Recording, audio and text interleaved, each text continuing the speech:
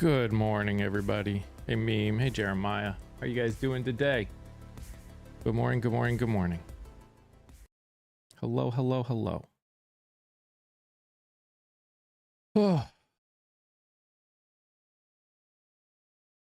how are you guys doing today?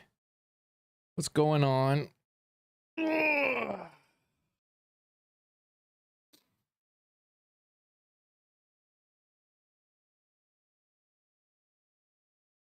Sleepy? I feel that. Feel that.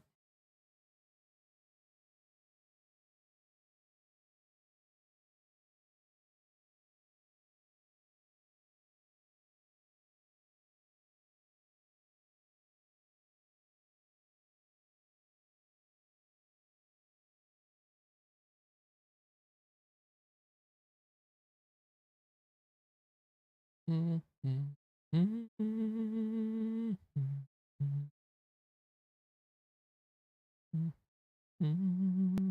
was up at 5, then the lawn dude came at 7. I get up around 4.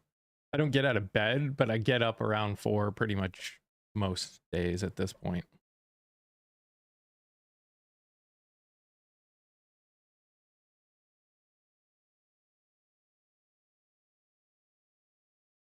Not because I want to. Das faux show.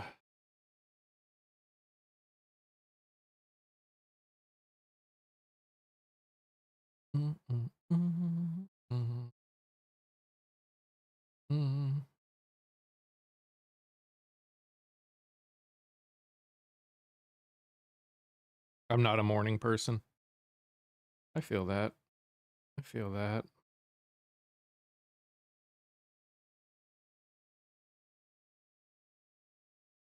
I'm definitely, I don't know what I think I don't know what I am. Like in some ways I'm a morning person, but in some ways I'm not. Mostly because I just feel tired always. It doesn't matter how long I sleep or whatever. There's part of me that feels tired. So I don't even call myself an anything person at this point.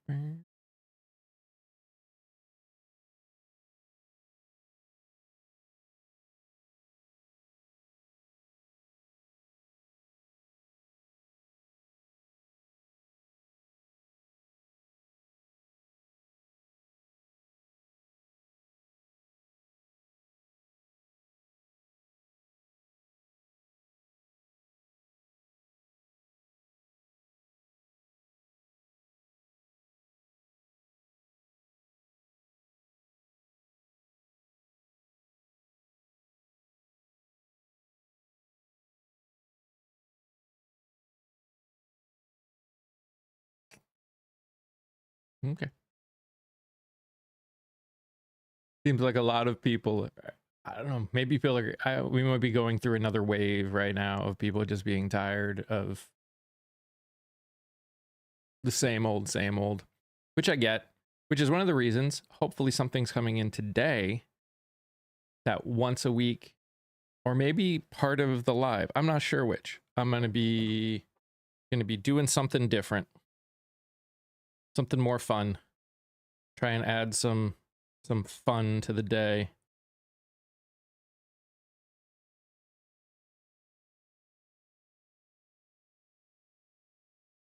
How about those Minnesota primaries? Whoop whoop.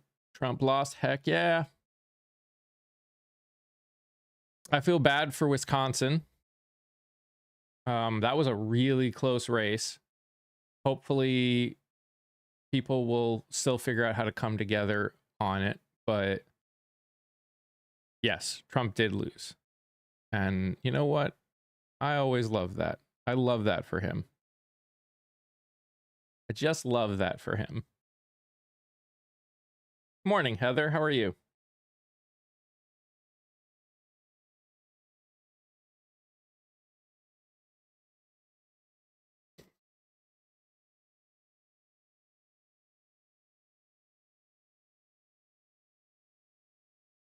How am I feeling? I'm good. Tired, but had a really awesome interview yesterday and just posted it today. Screwed? No, we're not screwed. It sucks for sure. But, you know, here's the thing. In the end, change takes time. As much as we'd like everybody to win, there's a lot of people that I thought should have won and didn't in a lot of states. Hopefully those people will keep running. In the end, that's how change happens. Like, we didn't get to where we are in a snap of a finger. Like, I know it feels like Trump existed and all of a sudden this all happened. They've been working on this for like 50 years. It took them 50 years to get here. It's going to take time to get it out. It's going to take time to fix it. For governor or senate, which is it? Governor, right? Governor. Yeah. But there are still other ways that things can change.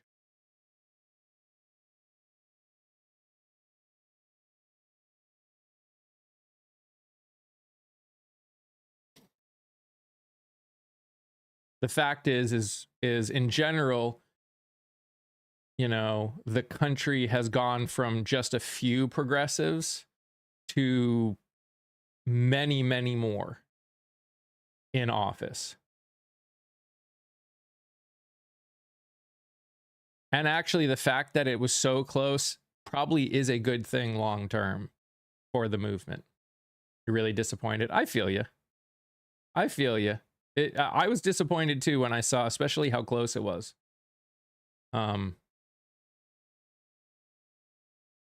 Yeah, I was too. How have they won? Because literally nothing that the administration said they were going to do, they did. Literally none of it. If they've got no capabilities, then why is this administration so afraid that the president had to hide in a food truck? It's not insane. It absolutely is true. Literally none of his stated goals happened. None. Zero. Nada.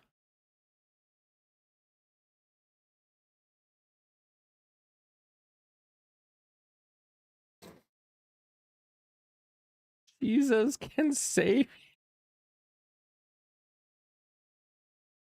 Oh, we're dropping a lot of bombs, but still none of the stated goals have actually happened.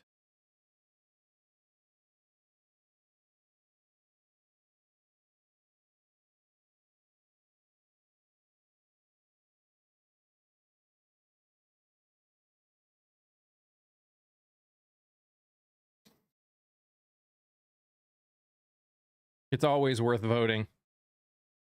It's always worth voting. In the end, this is why I keep saying so be that more people need to get out and vote. Because in the end, there's still stuff that we're fighting for.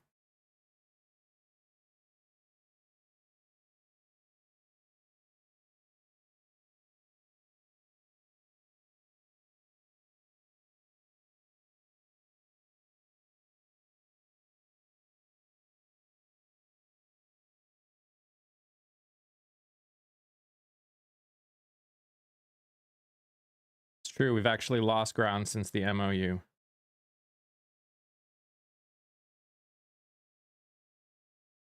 My understanding, Sobi, is the person that he's running against is MAGA.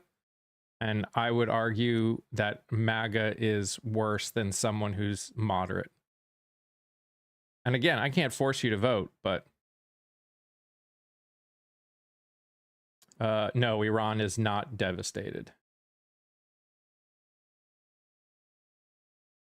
Boats still aren't able to travel the Strait of Hormuz, and now aren't even able to travel really the Red Sea.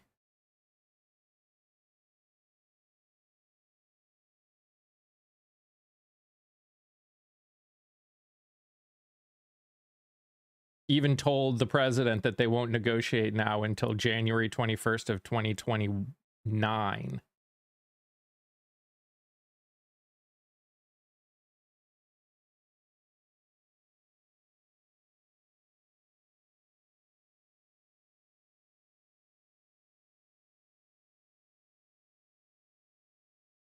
Which is hilarious. Guys, don't forget to tap that nose. Good morning, Melanie. How are you?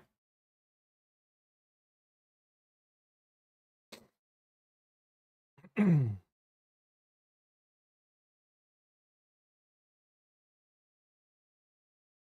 trust me, Sobi, I hear you. There's a lot of frustration coming from this election and from primaries.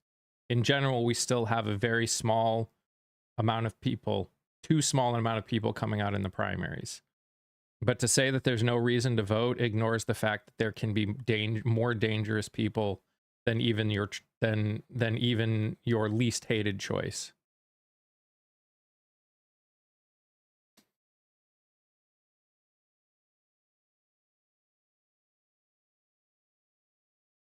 Yeah, it sounds like the guy who won is a moderate, and that sucks.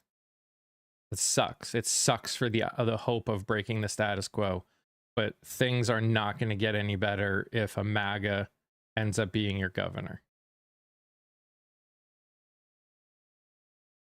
But see, here's the thing about the idea of right moderate and left moderate and all that other stuff. Those are to an extent, those are subjective. Morning, Lawyer Shark. And again, is right moderate better than MAGA?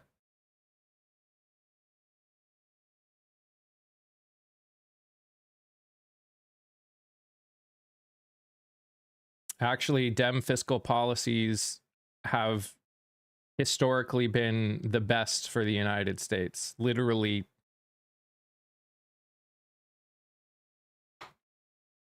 since the Dems became the Dem.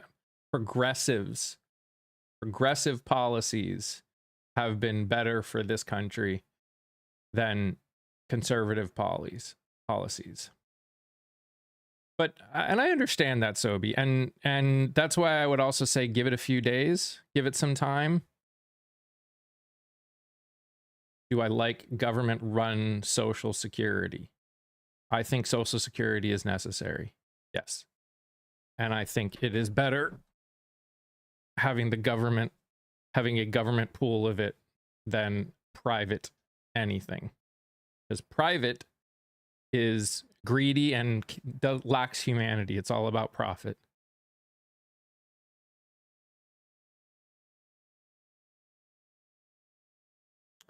But I wouldn't feel lost. And again, you're talking to someone who has been doing political content for 4 years, since before the 2022 midterms. I've given more hours of my life to trying to get people to get out and vote. And look what we're experiencing. And I see that the numbers don't change, and it's disheartening. I feel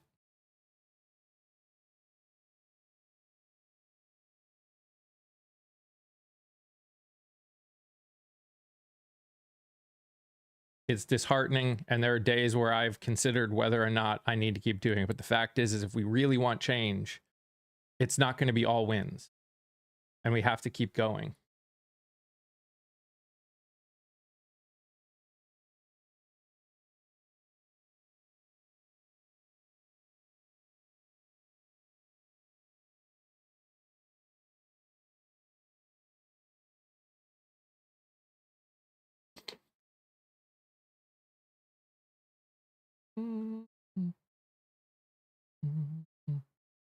What they say about Amy Klobuchar, but she has more balls than anybody in the Trump administration, and she will take them on. And that's fair.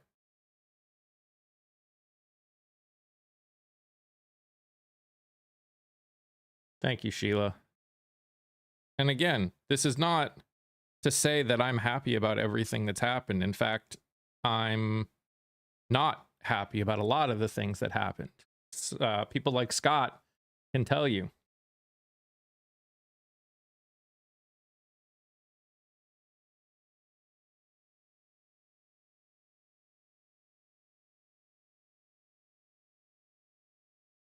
There's a lot of depressing things about what has happened this year, this primary, that I very much wish went a different way. And I think it's important that we understand that only an idiot would willingly pay into Social Security. Okay. It's not a choice. So yeah, I mean, there are a lot of people that there were some good things that happened in the primaries yesterday, and there were some things that we wished went differently. But again, I think, I understand the disappointment, but I actually think anyone who is, it's not a choice thanks to Dems, nor should it be a choice. Social Security has helped more people in retirement than it's been probably as big a success as anything that has happened in the United States.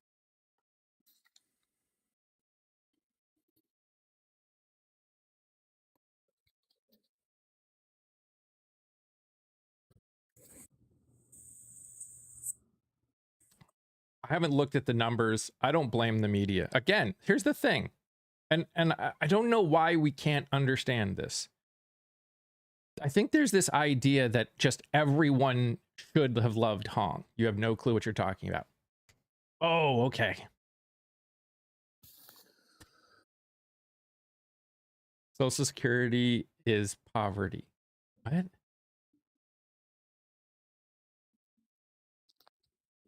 What is going on?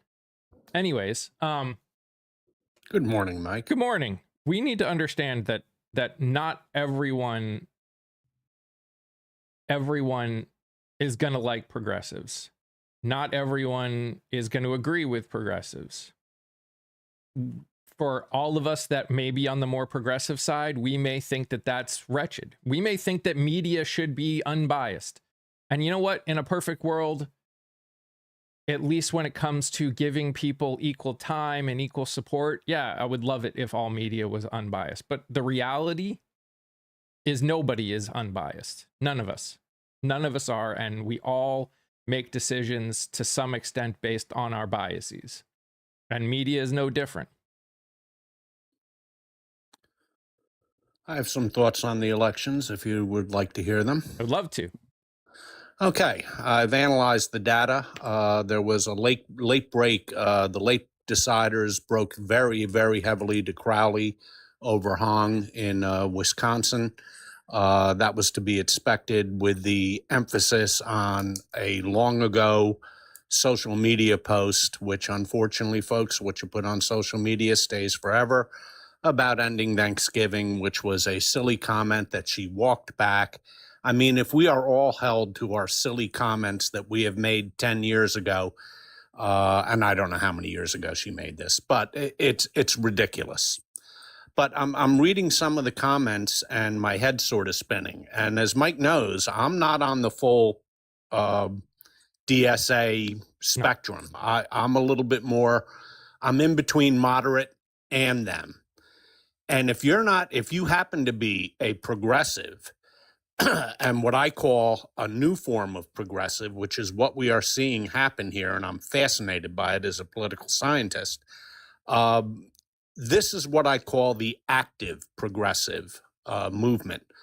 Uh, they have made that it's relatively new in the Democratic firmament, although progressives have been around for about 100 years.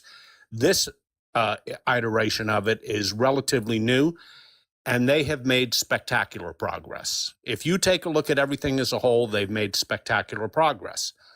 Somebody like me a year ago would have told you they can't win in Michigan, they can't win in Wisconsin. They won by a little bit in Michigan, they lost by a little bit in Wisconsin. I would have thought that was impossible in a purple state. If I were part of that movement, I wouldn't be disappointed. I'd be delighted with the showing that we've made. They're going through growing pains, folks. Every new movement goes through growing pains. Abraham Lincoln, one of the founders of the Republican Party, they lost the election of 1856. They didn't win until 1860. So, you know, folks, this is what happens when you have a relatively new movement. Secondly, they are providing a tremendous amount of energy to the Democratic Party as a whole, not just the progressive movement, but the Democratic Party as a whole. And thirdly, they are doing something that everybody that I've been talking about for ages, that the Republicans did very well in South Florida and in Southwest Texas in 2020 and then 2024, and that's get a massive movement of people knocking on doors. That is the best way of campaigning. They have reinvigorated this, and that type of energy is going to spill over to the Democratic Party. So to my friends on the far left progressive, some people call it DSA, but there's actually a number of organizations. DSA is one of them, but not all of them. But I call it the activist progressive left. You have nothing to be disappointed about. You're off to one. You guys are off to one hell of a good start, and that should be encouraging. And it should be encouraging to the Democratic Party as a whole. Now, why do I say that? Because this type of activism, this type of enthusiasm, and this type of ground game with huge amounts of volunteers is only good for the party. There is no downside to that. And having healthy discussion within your political party, if you believe, as I firmly do, in a broad-based party, having these types of discussions is healthy and good and the sign of ferment in a political party. And finally, and then I'll turn it back to Mike, yes, the progressives have had a hard time winning with minority voters. They've had a hard time winning in purple states. That's true. But you have to remember, this is a relatively new movement. And if I were part of their leadership, so to speak, I wouldn't be disappointed in what I've seen. I would say this is one hell of a start. I agree. Sobi, who do you expect people that consider themselves Democrats to back now that people have won, now that the primaries are over in Michigan? Would you rather the pro-Israel Democrats back the Republican candidate for Senate? I mean, again, I understand you don't trust pro-Israel Democrats. That's fine. I don't trust many of them, if not all of them either.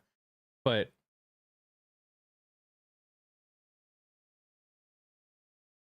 Abdul ran on being against. He's not siding with them. Them supporting him doesn't mean he's siding with them.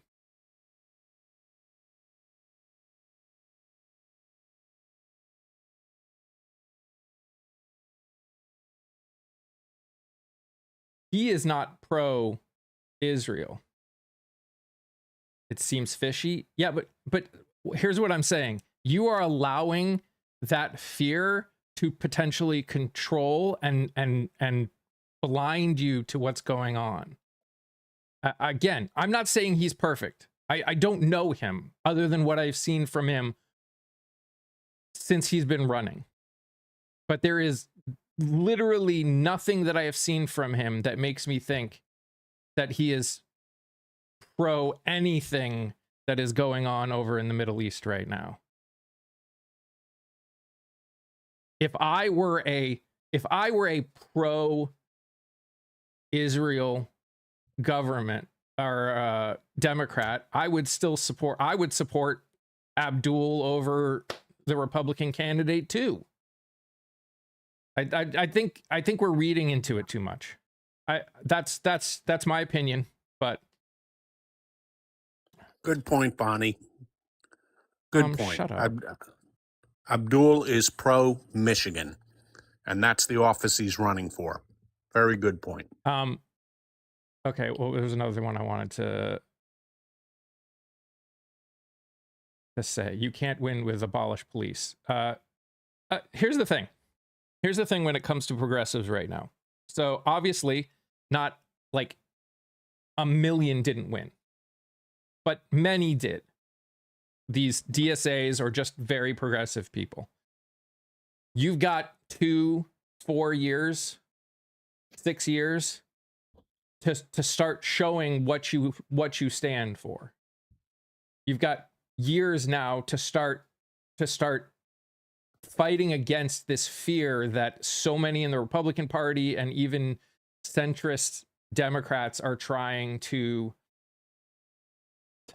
spread. And that's how trust is built. Trust is not built based on getting on a podcast and talking or getting in a campaign rally and talking. It's about getting out. These people have made these people fought, they ran, they won. Let's see what they do, and let's see how they respond. Let's see how the people that didn't win respond. Like, again, it still has to come down to they need to prove that what they stand for, what they want, is in the best interest and does actually help. This is where the rubber meets the road to actually getting change. Yeah, and let's everybody, on the progressive left is very disappointed that Hung did not pull it out. And once again, and I talked about this yesterday. Please don't put in too much emphasis on primary polling, because the turnout is so low in primaries that the polling is almost useless. And I think they expected a big win, didn't get it. Okay, ask yourself this question.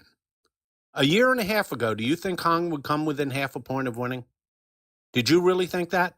No. And if I were part of that movement, I would say this is incredible progress in a very short time. And I as someone who just likes to follow politics, as a, who's going to win, who's going to lose, and I leave my personal feelings completely out of it, this is a movement now that I'm watching. And I would tell you a year ago, I wasn't watching this movement at all. I figured it was just a bunch of wacky left-wingers, and they're not going to have any effectual power in the American political movement. And they are. They are. They're real. That's the thing that popped into my head, both with El Said and Hong, is that this trope that was repeated by me, full disclosure, that a DSA type progressive could never win in a state like Michigan or Wisconsin. I was wrong. Addictive, if you think Scott is doing backflips for Hong, you literally are on another planet, because you obviously have never been here. You've obviously never listened to Scott. Scott doesn't do backflips for anybody, let alone this. He's just talking about the realities of what is going on. You're happy she lost. That's fine. But stop just being an ass. Addictive, if you knew me, you'd know I'm center left. Not, and by the way, I have nothing against DSA, because here's the other thing that and I don't like using the term DSA, because it's actually a number of groups. Does backflips for a new poll getting released? Yeah. Yes, I do, but only if it's from an A-rated pollster. And by the way, I don't rely on polling. I rely on demographic data, but that's another story. Look, the intellectual ferment that they bring to the Democratic Party is invaluable. And let me not speak in generalities. Let me give you a specific example. A year ago, a year and a half ago, you didn't hear a ton of Democrats talking about universal health care. They talked about improving Obamacare. They talked about improving the ACA. That was pretty much where the party was at. Now, Democrats of all stripes, from centrist all the way to far left, it's become accepted dogma that we are for universal health care. That did not exist until the progressives pushed the Democrats in that position. And I'm saying this as someone who is not an integral part of that movement, as someone who's simply looking at the data and saying, yeah, change is happening. So if I were a activist progressive, which is what I like to call them, because I don't like to give one group credit for an entire movement, because that's simply not factual, I would take a look at this series of primaries as a whole as a positive. Look at how quickly they've grown and look at where they're now competing. Are they winning as much as they should in as much as they want to, rather, in centrist, moderate, purple states, purple districts? No, they're not. But they're doing a lot better than anybody thought they would do. And that should be taken as a positive for their movement. Shanna, who's against everyone having health care? No one here is. We're very pro universal health care. I guess what I'm saying, Mike, is progressives have won one thing. They've won the policy arguments. They've won that. The debates are dying in the Democratic Party, and most of the positions being put forward by the progressives, a lot of the positions are being accepted as mainstream dogma now in the Democratic Party, and that's a victory for them. And to the person who said we need more progressives, I agree. Literally, progressives are the only reason any country ever has actually moved forward. If it weren't for progressives, we'd still be back in the Stone Age. That's because that's how progressivism works. Progress. But it's still on progressives to convince people that are at minimum in the center that they want it too. If there is no, if you got people coming in here and are telling people that are in the center that they are just MAGA light, you're not going to get any, there's no conversation happening at that point. There's no changing minds. But real progressive, not pronoun obsessives. You're doing it again. You guys don't seem to just, do you hear yourself? Do you think anybody is going to listen to what you consider real progressives, because I assume you think you're one, when you come out and just insult them? I'm not talking about MAGA. I could care less about MAGA. I'm talking that people that grew up in the center, have been told their entire life that being a moderate is the way to go. They're scared and just want to win. Whatever reason that they are leaning towards the center. If you literally don't do anything but insult everybody else for their life experience, their opinion, whatever, all you're going to do is push everybody else away. DSA is not lunatics. I know DSA people. DSA is not one person. And if you think everyone is based on any one person or two people, you are lost your mind. And DSA is way better than MAGA. And Mike O in chat says FDR was a democratic socialist. No, he wasn't. No, that's not true. Did he enact a bunch of socialist policies that helped this country? Sure he did. But FDR's primary motivation in doing so was to save capitalism, because capitalism was on the ropes in the United States from 1929 to 1933.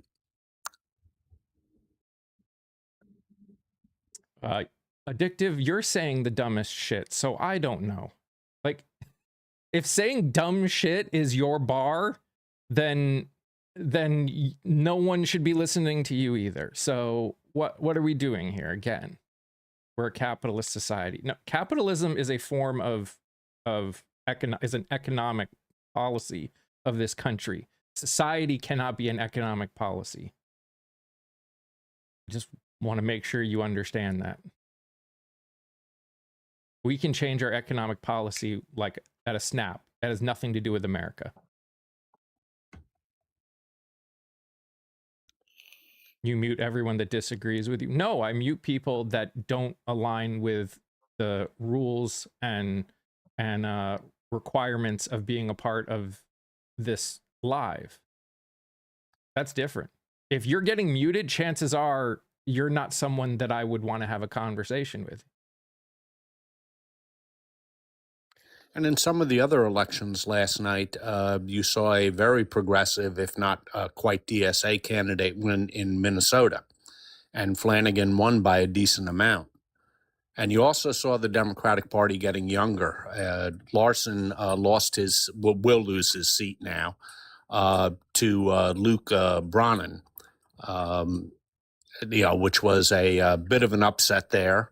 And so Larson is 78 and the Democrats are going younger. There's no ideological problem in that race, as both of them are. Larson's actually a little bit to the left of the younger person who won, Luke Brannan. But that was simply based on age. And the Democrats are definitely trying to get younger, and about time, I might add. And Addictive, the fact that you agree with very little of the DSA's overall policies tells us exactly what we need to know, that you lack humanity and empathy. If, again, I don't have a problem with anyone having issues with the DSA, especially the DSA leadership. Nice cult response. Ha ha! Nuh-uh. Nuh-uh. Nuh-uh. I just care about America.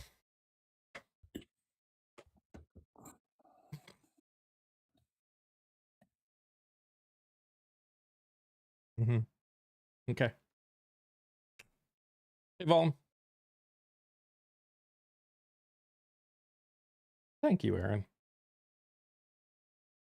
Do MAGA realize how much of the world is laughing at them? No. No. They think they're the only right people. It's a very ultra conservative perspective. It's a very extremist perspective. I can't say ultra conservative because I think people in the far like extremists on the left, people that are like extreme on the left, have that perspective too, where you are so deep into it that anyone that disagrees with you at all is just stupid and wrong. And again, I wouldn't even call MAGA that conservative. They're much more authoritarian than they are conservative. Yeah, I think the only reason I call them conservative is what they want to use their authoritarian to go back to is they self-identify as conservatives, but in reality, Donald Trump is nothing but big government. I mean, he's putting government in areas where government never even went before. That's fair. That's big government, folks, and that's authoritarian. That's fair. Wokes are no. I mean, wokes isn't a group of people, by the way, Barney.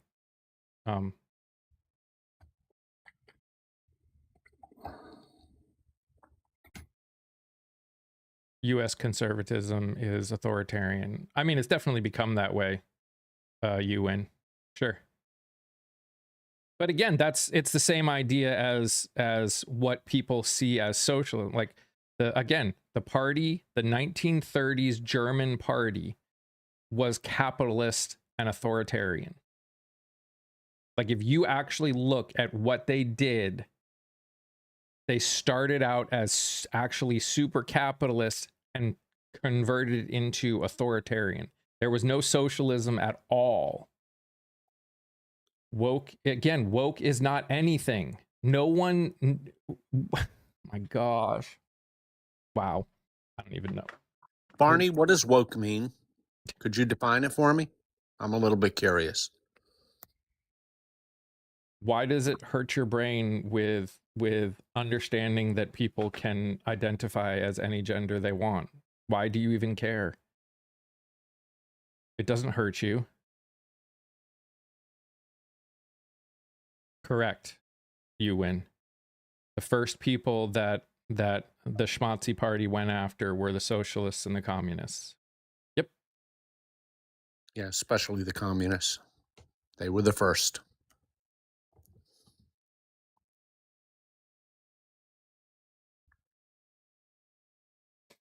And that's the part people don't realize. That's why I hate the fact that people like identify these names in such black and white terms, because they don't really understand what it means. They don't understand that it doesn't matter.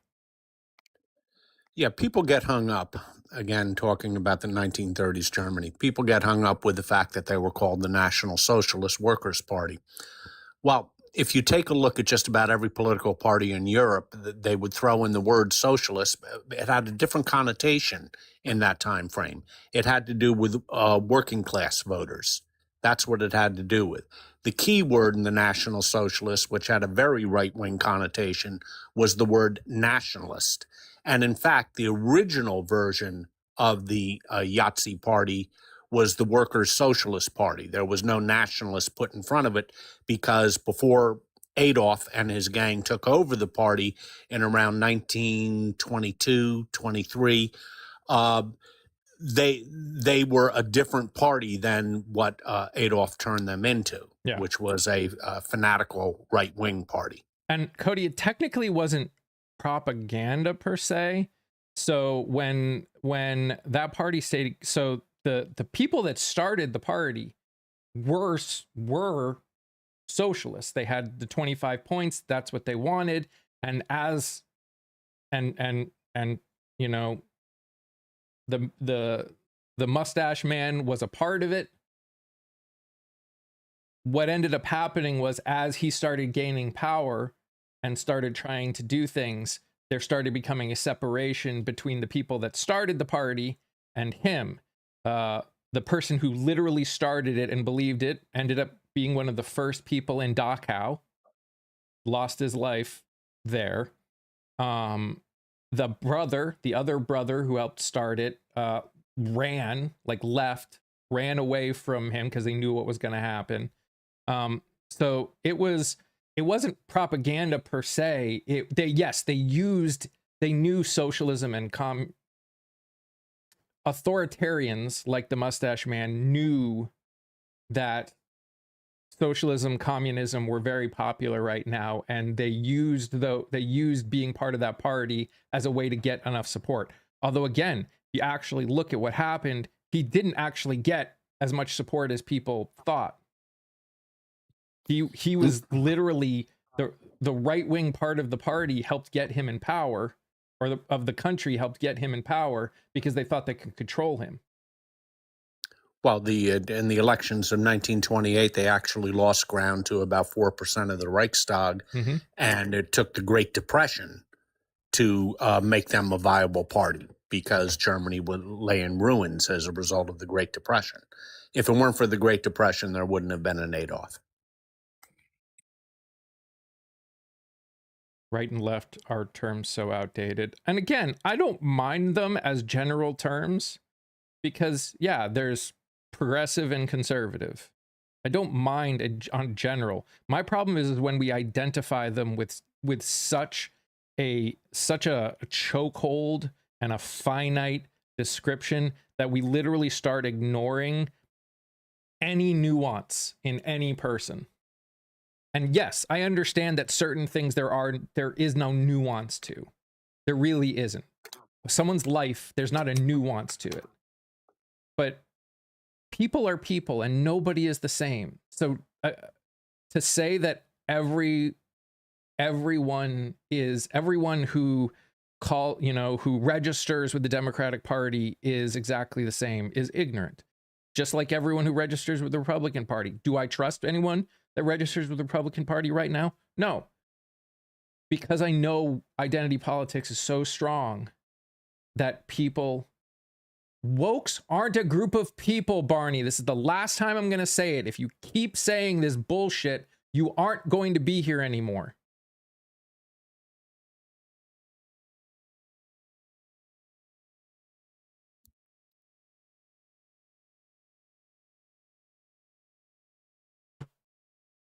Or you're just not. World War I contributed. Oh, yeah. World War I absolutely contributed to it.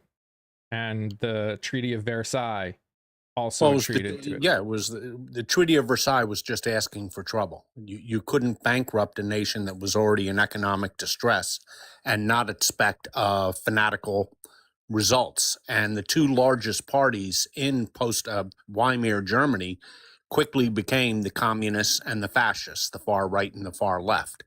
So yeah, the Treaty of Versailles will go down and has gone down in history as one of the most tremendous mistakes ever made. So that was fair, and that was brought up by a couple of people in the comments, and they're quite right. And that's why, we say words have power, and they do. But, when I grew up, there was that statement, sticks and stones may break my bones, but words will never hurt me. And yet we use them in such dangerous ways right now. And we aren't willing to literally pay attention to what people do and give them the right descriptions based on what they're doing. All we do is we just name everybody. I think identity politics as a name is an insufficient label. You think the right is absent of morals. I think based on the actions and the support of people on the right, I think that their morals don't align with what their stated morals don't align with their actions. So I find it hard to agree that they have morals. I was a Republican for 46 years. Okay. I've voted Republican more in my life than I voted Democrat. So what? It's what you stand for at the end. I think what Ken might be saying at is that he was a Republican and now he's left the party, and I also I voted for more Republicans, about even Republicans and Democrats, and I was a registered Republican for decades. I didn't leave them; they left me. They became authoritarian and they don't believe in democracy, and that's the red line that personally I can't cross. And that's awesome. And I agree with that. Look, I don't care if you were a Republican, because again, that's ignoring the fact that the world has changed. If I just got mad at everyone who called themselves a Republican, that would be stupid. In the end, what I care about is who you vote for and what you support. What you stand for, what your line in the sand is, what your red line is. If your red line is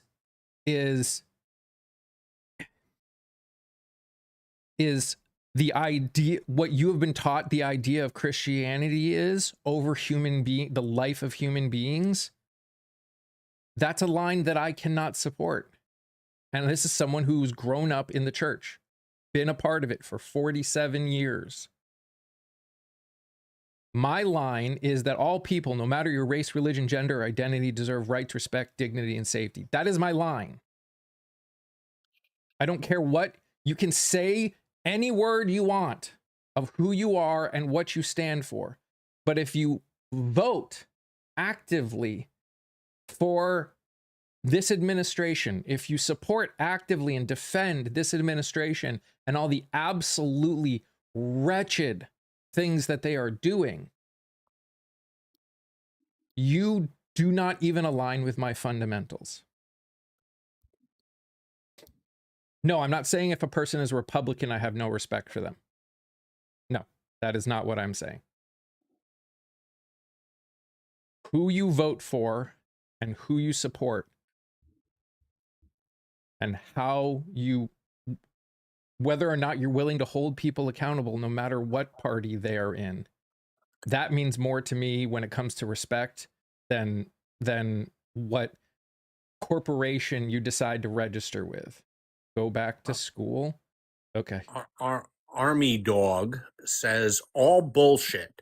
The Democrats hate America and they want, whatever that means, to destroy America. Okay, what examples do you have of that? What examples do you have of how they want to destroy America? Healthcare? They want to not universal healthcare. They believe in education. They believe in science. What parts of that are trying to destroy America? Could you be specific, or do you just want to make inane statements? Well, and this is what I'm noticing, and I downloaded a video because I might make someone that they hate education. Democrats hate education? Democrats? What rock are you living under? So here's what I've noticed. So a majority of the people that act like Army Dog are ultra conservative Christians. It's all based on their Christian beliefs. Now, I can't guarantee that that's everyone, but at least a vast majority of the people that I have seen that come from that perspective are. None of the parties care about education or even quality of life for every single American. The parties don't ever have the capability of doing it. The parties aren't a person. The parties are corporations. They don't care about anything. Again, that's why I keep saying it's the person, not the party. If 15 to 25% of voting age people in America continue to be the people that come out in primaries, we will never change anything. Ever.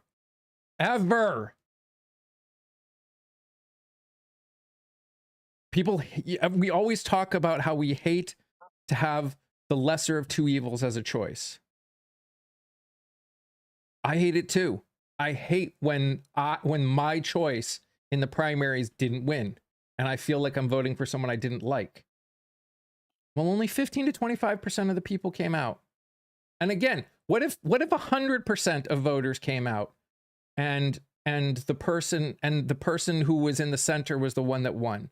Would you still have that same argument? The only reason I allow the argument is because, yeah, it's frustrating that only 15 to 25% of the people come out. So we end up struggling with that issue of the lesser of two evils.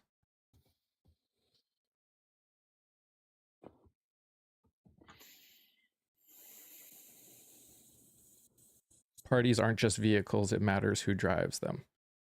But even see, here's the thing about parties in America that I think sometimes we forget. It's not, the National Party is not the party. That's why there's the national organization, there are state organizations, there are even friggin' local organizations. And each one is a little different because they're not all the same. Because not all people are the same.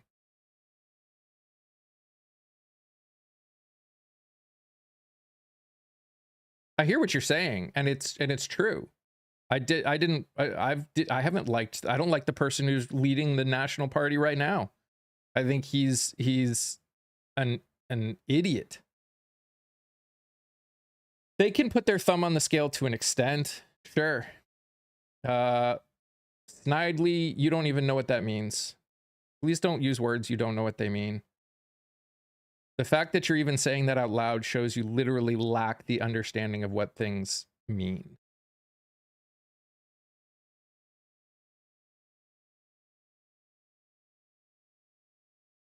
How do you allow all to get back in and completely, because people in general don't want to be involved, Golden. And that's in every country. Although most other countries are better than we are, but that's, to an extent, that's a problem everywhere. There's a lot of people that don't want to get involved at most. In a lot of countries that where more people vote, they just want to vote. They don't want to get involved any past that. In America, it's worse. They don't want to vote, and they don't want to get involved past that. Like we're just worse in that respect. Because again, it's exhausting, right? It's exhausting. We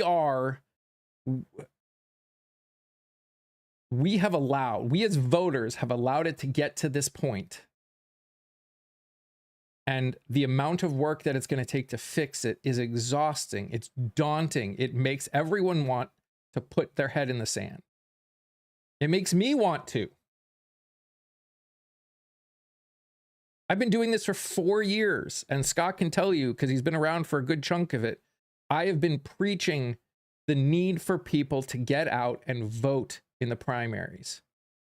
And do you know how almost painful it is after 4 years of trying to grow this podcast into something that can have some push, and preaching it practically every day for 4 years, to see the same number of people in general come out and vote in the primaries, especially when we're seeing what this administration has done to this country and to the world in some cases.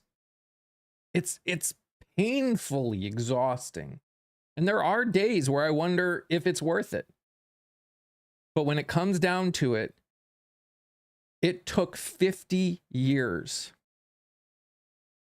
for the MAGA style people, for these ultra conservatives, for the conservative party as a whole, to get us to where they are right now.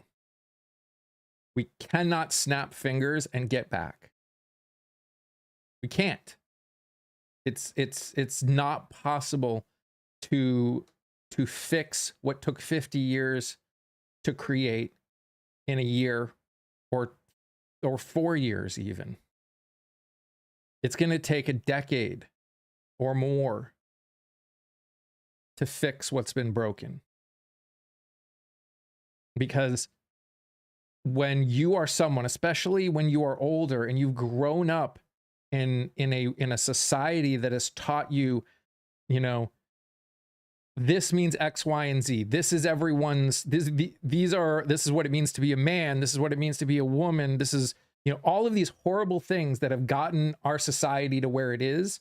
That's not something you break out of. Anyone that has done any deconstructing knows that you don't just go from believing something that is bad and wrong that you used to, and being able to work through that it takes years. I've talked to some people that are progressive now, and it took them 3 or 4 years of processing and deconstructing by themselves before they even felt comfortable enough to have a conversation with other people about it. I'm being asked in chat, Mike, Scott, do you care more that 100,000 more Democrats showed out to vote in Wisconsin than Republicans? You have just hit what I wanted to say next. Forget the results if your favorite candidate won or didn't win last night. Take a look at across the board in all the elections at the turnout. The Democratic turnout destroyed the Republican turnout. I'm looking right now at the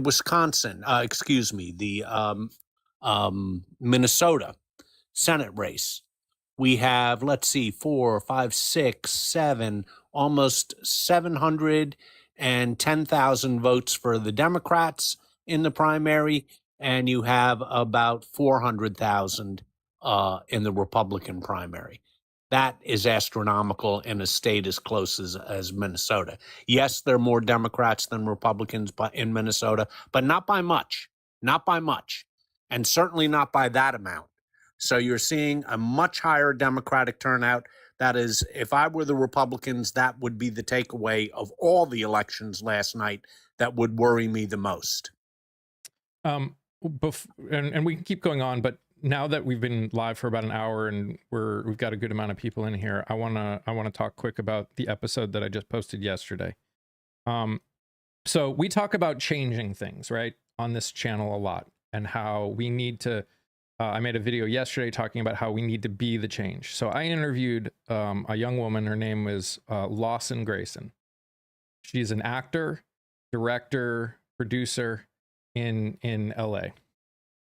And for those of you that may not know, AI, even though on the SAG-AFTRA side there were protections that were put in for AI for people that are doing things outside of SAG-AFTRA protections for a myriad of reasons, they don't have those protections. So AI is taking their jobs. So this young woman and two of her friends started a all-female production company whose basically goal is to be an ethical production studio and not use AI and, you know, pay people and you know, all the things that we kind of wish was you know, was happening. Well, I got to interview her yesterday, and the episode just posted today. Obviously, there's gonna be a request in there for people to give to their, because they got a GoFundMe to raise money to be able to make movies. But also, if you could just watch and share, in order to actually fix all the problems that we have, we need the support of you guys, all of us. Whether it's my podcast that's trying to have hard conversations, this wonderful production company of wonderful women that are trying to break the status quo in Hollywood. Without the support of you guys, we're never going to actually be able to get the fix. So if you wouldn't mind, when we're done with this, please go watch or listen to it, and please share it with people. Please support these people. Thanks, Shug. And it's a really good conversation. Like, we talk about her and her company and what she, you know, she's just, it's so, like, the thing that I love most about what I do is I get to meet some of the most amazing people ever. Like, you realize how many people's walk in life is just so different, and without doing what I'm doing, I never would have gotten to meet all these amazing people that want change, that want to fix things. So again, I just want to say, please go watch it, please share it with people, please support this all female company that wants to make real change for women in Hollywood, change for Hollywood in general. So Yeah, Hollywood has been greatly affected, probably among the first to be greatly affected by AI. art in And general.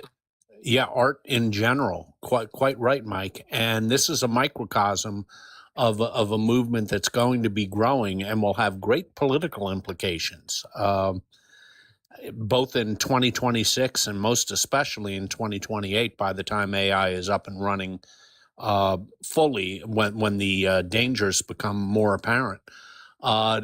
This is really a timely interview that you did, because the implications of this obviously go far beyond Hollywood.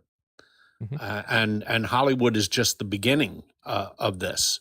I mean, what's going to happen to the set designers? What's going to happen to the costume designers? It's not just actors. It's everybody involved in the entire production of motion pictures, television shows, and the like. It's really a fascinating subject, and it's going to become a politically explosive one. In fact, it's rapidly becoming a politically explosive subject. It's also interesting because part of the conversation we had also is, you know, in the specific area where they were, like, for those of you that don't know, like, there's multiple different areas of Hollywood.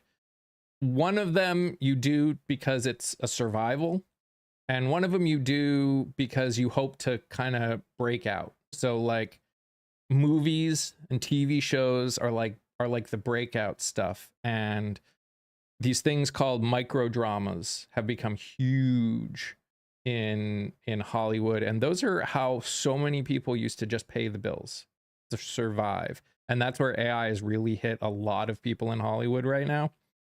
And you know, that's the other positive that a company like this can bring in terms of societally. Like, you watch these things, because I watched them because I wanted to know what we were talking about before I did the interview. And they're like, they, in many ways, they have a very they're different, but they kind of have this soap opera feel to them. Like, it's just weird. But the harder part is, and the, you know, we talked about it, is there's a very, they still, because men are the one making these things, there's still a very misogynist, really just crappy mentality, and the way these things are done and written and all this other stuff. And they want to change that too. They want to make stuff for the, you know, because again, society isn't that way anymore, nor should it really be that way anymore. And again, we need to support these kind of people in their projects. And I want to tell you, the 3 people that started this business are worth following and worth supporting. You know, of all the people that I've interviewed, these people are worth it. I am. Road Warrior says, art imitates life. Hollywood is a propaganda machine. I'm not so sure that I would agree with your statement. However, that is one reason we should be terrified about these corporate mergers, because that could happen. And that may be happening as we speak with the takeover of Warner Brothers by Paramount. Well, and let's be fair. Hollywood has been used as a propaganda machine. Absolutely. Certainly in the Second World War. The war, during wars, during, like, the government has spent lots of money to get certain things made at certain times when they've wanted to encourage a certain ideal in the people around them. That absolutely does happen. And again, but it doesn't have to be that way. That's on us. What business? So the business they created is called Gratitude 3. But if you watch the video, you'll get the link. There's a part in there where I link to everything that they're doing and the people that are in it. I actually followed one of the people even before I knew about this, because they are a part of some other YouTube channels that I watch. So it's, like I said, this is what, in the end, this is what we need to do.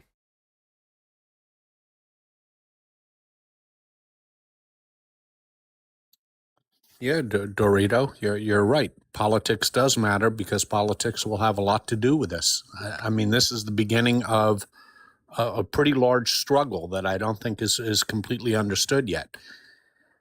AI is going to affect life in ways that we can't yet foresee, and it's already becoming a bigger political issue faster than could have been imagined. First off, that's a really gross name, but no one knows what the future looks like.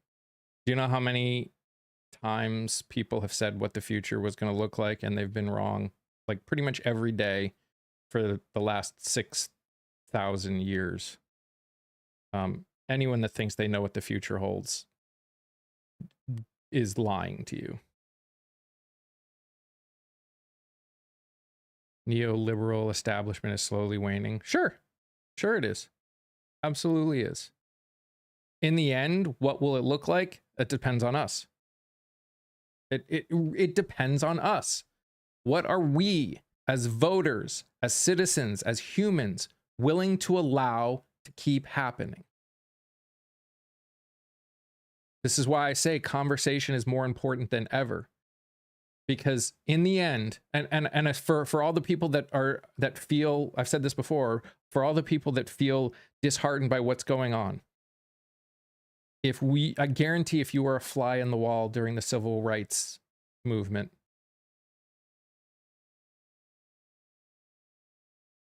you would probably have seen the same thing.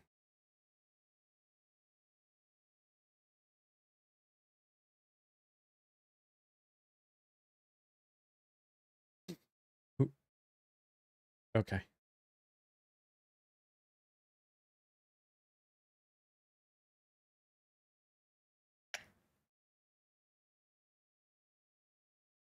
So just remember that movements like the ones we're trying to do are not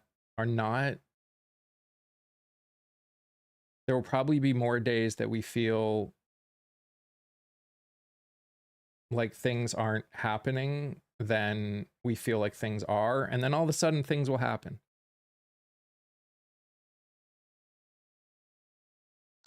If history teaches us anything, Mike, it teaches us that political realignments are only evident in retrospect.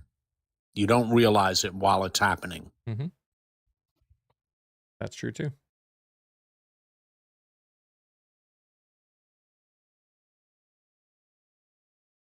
You don't know anything about Islam. Like, seriously, you know jack shit about it. Not to mention, we are a country that is where you have freedom of and from religion. Religion doesn't matter when it comes. Religion and politics, there's a separation. Anyone can be any faith they want. Has nothing to do with anything. Just because you're a Christian and you're afraid of it because you don't understand it doesn't mean anything. Right now, in 2026, people that I have more respect for people that consider themselves Muslims than a lot of people that consider themselves Christians. That's just a reality. Does that mean that all Muslims are good? That all ideas of what it means to live as a Muslim are good? No, of course not. Just like there aren't with Christianity. But the fact that you keep bringing up Islam as the problem means you are the problem.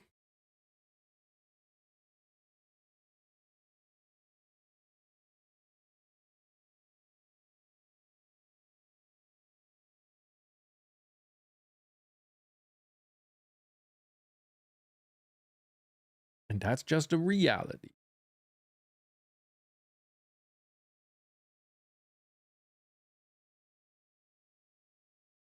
Yeah, Ambrosia, it's going to be so interesting to see how this plays out.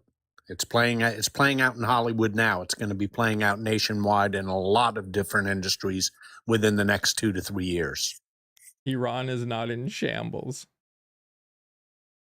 No, Islam is not the problem. Not in the United States. Christians are absolutely the problem in the United States right now. That doesn't mean Islam or people that call themselves Muslims are not a problem in other countries. But in this country, it's definitely Christians that are the problem.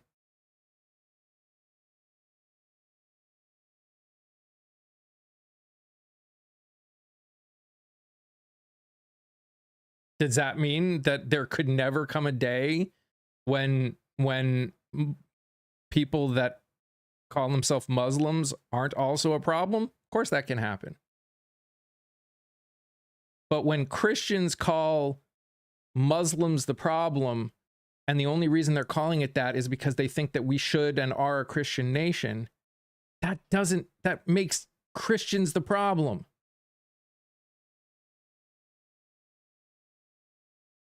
You want Islam to not be a problem, then you actually create separation of church and state, which makes all religions not a problem.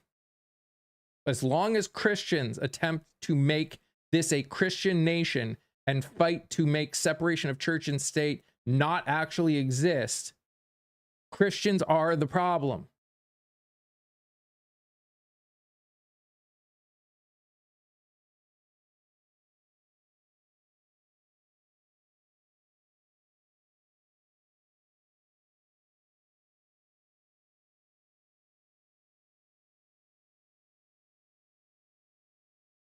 No, this nation was not built on Christianity. No, it was not built on Christian values.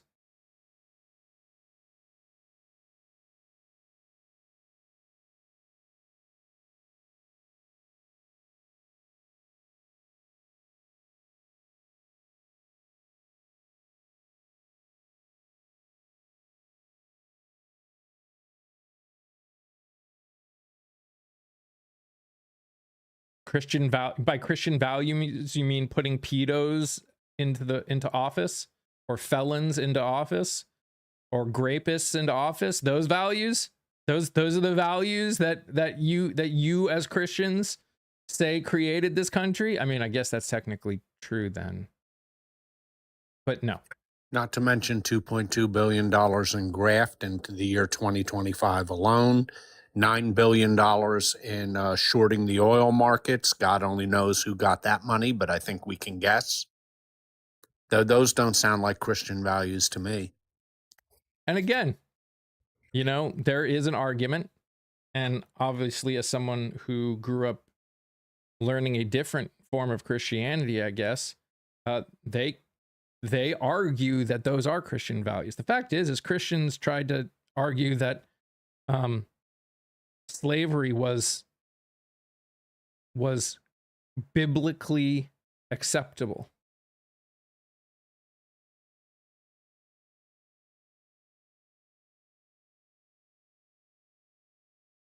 And again, I don't care if you don't agree with it. That is a fact, which is why people don't trust Christians.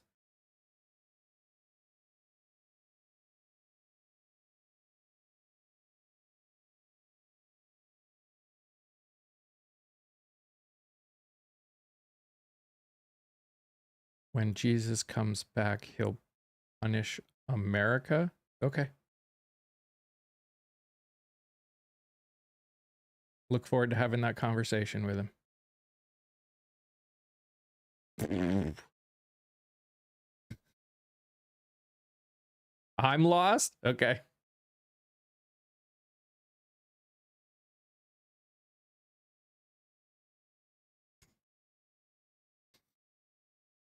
Y'all are funny. Then else having buffering issues.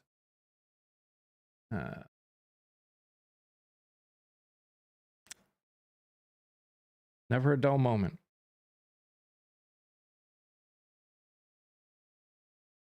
We are not going to lose the old war years ago. What? This squeeze me? And again, Russell, this is the problem. Wake up, man, brainwashed maybe. Okay. Just like with Republican, Democrat, progressive, conservative, Christian, Muslim, every other word that you can use, the meanings in the end, like are subjective, right? We can put dots on what it means to be a Christian, on what it means to be a progressive, on what it means to be a fascist, on what it means to be all of these things, right? But in the end, it's still up to all of us to accept those definitions. And right now, we've got a lot of people in using a lot of these words that don't agree on the definitions of them. And when you can't agree on the definitions of something, words lose all meaning. And that's what we're dealing with right now. We literally have, you know, a mini dictionary worth of words that have no meaning in society right now, because so many people are using them in a very generic way that and no one can agree on what it means. It's like socialism and communism. I love using those words. They don't know what it means. What it means to be a Christian has always, what it means to be a real Christian has always, at least since I've been alive, been a point of debate.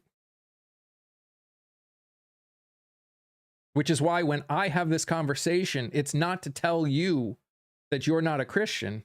It's to tell you why you living what you are doing causes people to not trust Christians, because there isn't a little thing that pops up above our head and that says true Christian.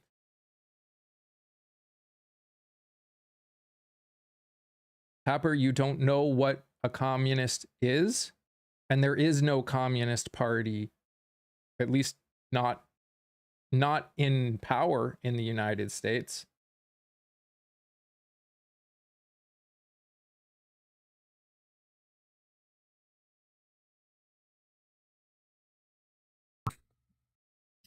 Better yet, Tapper, why don't you explain just how Mike or myself or anybody in chat is lying for the Communist Party?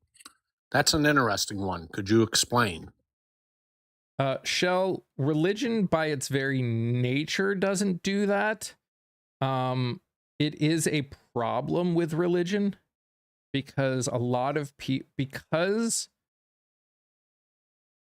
because religion lives in this almost void where you have to live by faith. You can't prove any of what you believe.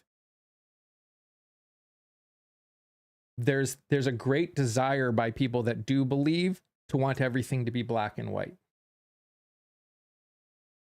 So when you live based on black and white, you end up you end up thinking less. Everything is black and white? No, almost nothing is black and white. Literally, almost nothing is black and white. No, the middle is where you actually realize and learn how to live in a society. There is very little in this world that is black and white. Gray areas are where we have issues because most people don't want to actually do the work to accept that there are gray areas to begin with. I don't care if you disagree.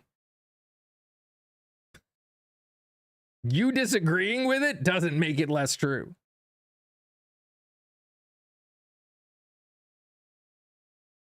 Saying everything is black and white, we live in a two-party system.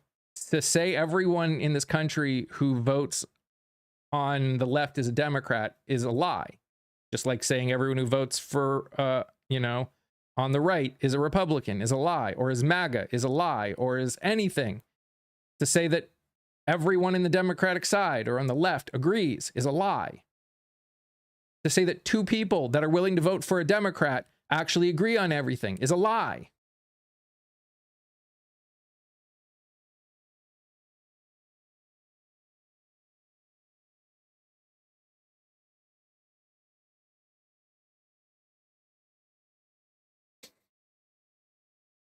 I actually think most independent voters aren't really independent. They just don't like the idea of putting their name with a party. That doesn't mean there aren't some. Yeah, that's pretty much true. Obviously, the biggest affiliation among the American electorate is now independent, not Democrat or Republican. Yet the real number of people, when you subtract leaners, people who self-identify as independent, but almost always vote for the same party, when you subtract that out, you've got about a 9 to 10% pure independent vote in this country, which, by the way, decides elections. But it's not quite as large as people say, because a lot of people like to self-identify as independent, but in reality usually vote Democrat or Republican. Mm-hmm. It's the frustration of living in a two-party system without a two-party society. We are forced by the nature of our system to support D or R. And unfortunately, the only way to get out of that is to vote within the DNR side of things. and get people in that are willing to make the changes that we say we need. And that still comes down to voting in the primaries.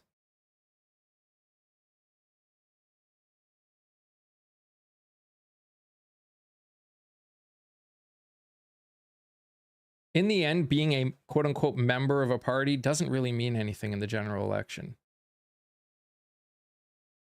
It really doesn't. And in most states, all it means is who you can vote for in the primaries, which is why I am 100% willing to register with a party if a party seems to be one that mostly aligns with my fundamentals. Why don't I right now? Because in North Carolina, I have the capability of, if for some reason I don't believe that any of the Democrats align with my fundamentals, but someone in the Republican Party does, I technically can go vote in the Republican primary.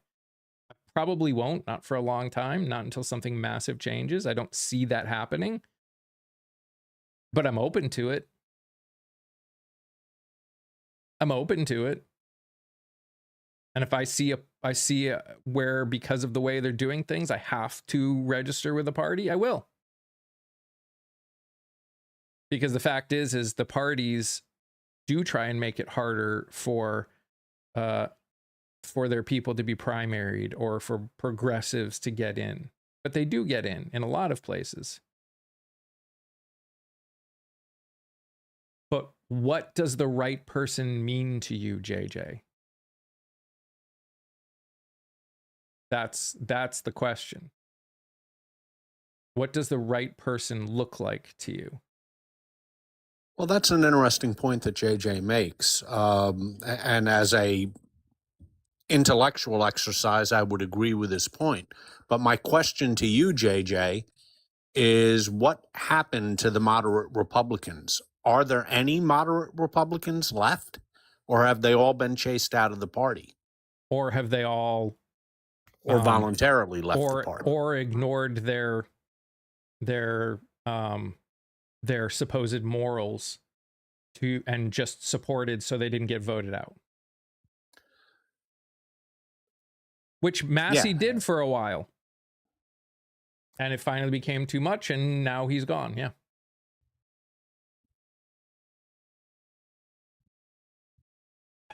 Daniel, don't say dumb things you don't understand. And I mean that with every ounce of disrespect.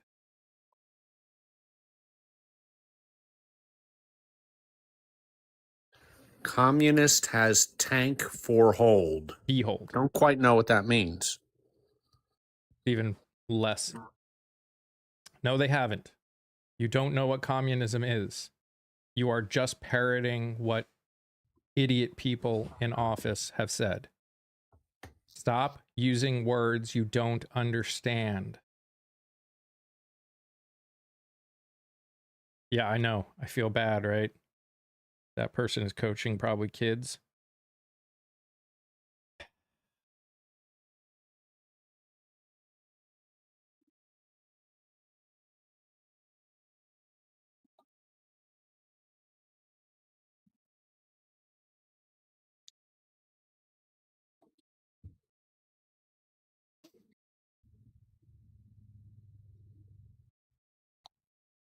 Then the rest of you? No, I don't consider myself smarter than anybody.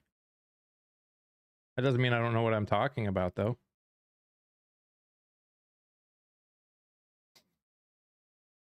That doesn't mean I don't do my research before I say dumb things like that. And I'm definitely not always right. Oh, okay, Joe.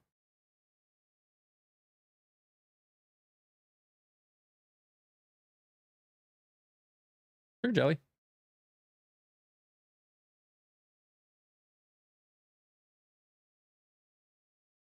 Truth hurts. Okay. I notice you don't have any specifics there, Truth Hurts. What specifics are you referring to? Oh, that's right. You don't have any. Then open your eyes to the corruption that has destroyed. Again, the Democratic Party is not in power right now. And there's corruption on both sides. And if you're only willing to point out corruption you see in one side, that means you're ignoring corruption on the other, which makes you lose any credibility.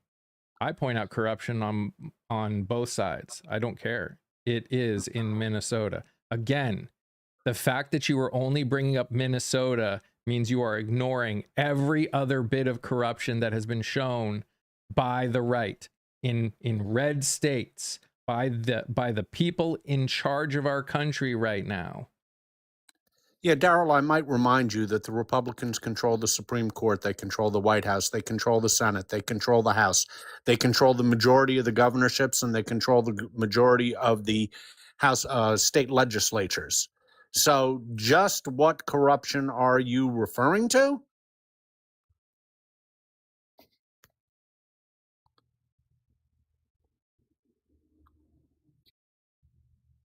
Yeah, no one's really fixing anything because no one really wants to actually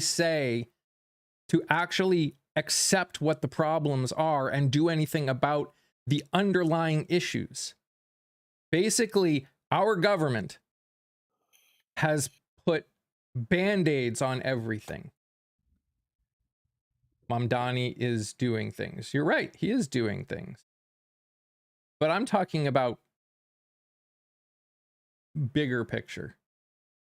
I'm not saying that everyone is bad, but again, we talk big picture here. If we're gonna nitpick everywhere, we're never gonna fix anything.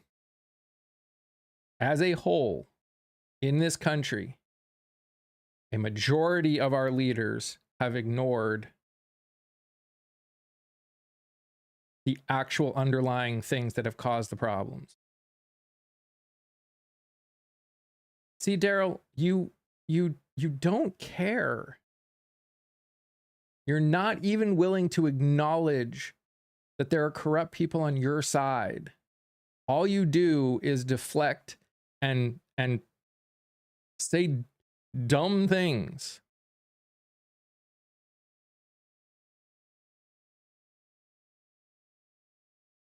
Both sides have corrupt politicians. Both sides have said they're going to fix things and haven't done it. Both. For decades. Our job as voters is to hold them accountable, not just in the general election, but in the primaries, and we don't do it. We are the problem. Although, Mike, I might say that the corruption of the Trump administration has been unprecedented in historical terms. Absolutely. You know, so I mean, I'll push back a little bit on that. There's certainly corruption in the Democratic Party. I live in a state where we just threw a senator in jail for it. But, you know, that to say that it's an equal thing is simply not true. No Democratic president ever stole $2.2 billion. Sure. Or $9 billion in shorting the oil markets based upon his saying, or offered a service for $100,000 a month to get insider information from him. I mean, that is grotesquely corrupt. And again, in the end, though, it has to be a decision by all of us to say that corruption is bad or corruption is okay. In the grand scheme of things, that's what we need to decide. If corruption's bad, is unacceptable in politics, then we need to be against it no matter what letter is next to your name. And as long as we don't do that, we will never actually move forward. What are my thoughts on Hong losing? It sucks. I wanted her to win. I think she should be very proud of what she did. It was insanely close. And I hope she learns from it, and I hope she runs again. We need more parties in our country. More parties will not happen until we get rid of the Electoral College. And the Electoral College will not be gotten rid of until we get more people in the state legislatures that would be willing to vote for an amendment to do that. It's never going to happen. unfortunately. We are a two-party system. The system, by its very nature, will not allow more than two parties to exist, not that have any power. Literally cannot happen. I saw that a 14 term got defeated in Connecticut. That was, yeah. And again, Yeah, that was Larson in yep. Connecticut. He went down. Yeah, he was 78 years old, and he got beat by Luke Brannan. Very interesting. But we can't focus on issues like politicians getting rich unless we put politicians in that are willing to actually focus on those issues, because we still live in a society where the politicians are the ones that make the laws. So unless you put people in office that want to fix the problem, none of it matters. None of it matters. And unless people get involved in primaries, we will not get enough people into office that want to fix the problem.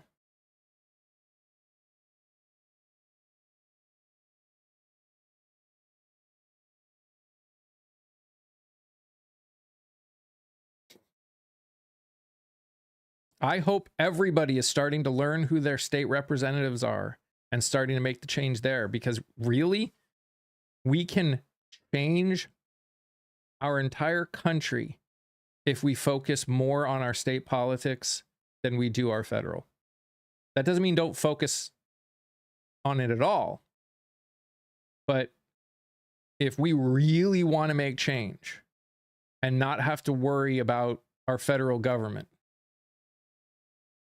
then focus on our state legislatures, because they can pass an amendment without the federal government at all. Well, not only that, the state legislatures are the breeding ground for the next generation of federal legislators. So it's vitally important that the parties pay attention to their state organizations. There's no such thing as getting extremism out. That mentality doesn't literally exist. Both parties hate ranked choice. I love ranked choice. Ranked choice is great. Bring it on. Ranked choice voting for all. I know lots of people.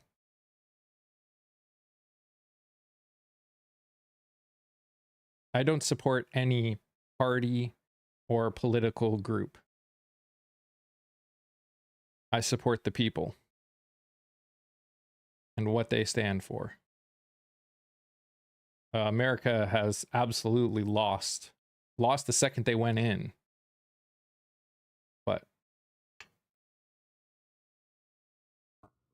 well, Kevin, you say that we've lost in Iran. Could you outline which of our strategic interests that we said we were going to war for that we've achieved? Have we achieved any of them? Have we gotten back to 970 pounds of enriched uranium? Have we ended their ballistic missile program? Have we effectuated regime change? And fourthly, have we changed their behavior towards funding Hamas, the Houthis, and Hezbollah and their other proxies? No, that's the answer. We haven't achieved any of that. We can send the big boom in. You would start World War III, and we would be the one the rest of the world would be against.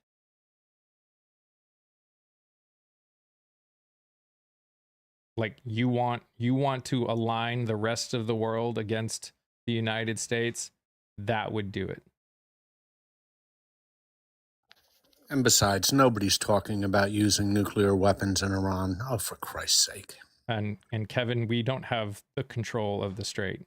We don't control the strait.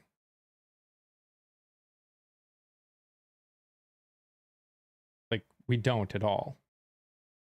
Not even a little bit.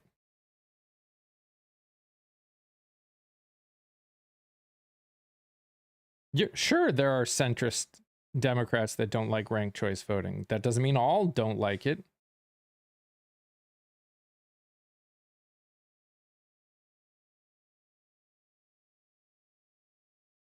Yes, I do think that America is worried about any other country being upset. And they we live in an interconnected world, Kevin. Jesus Christ. Literally, the entire country could cut us off, and we would be screwed.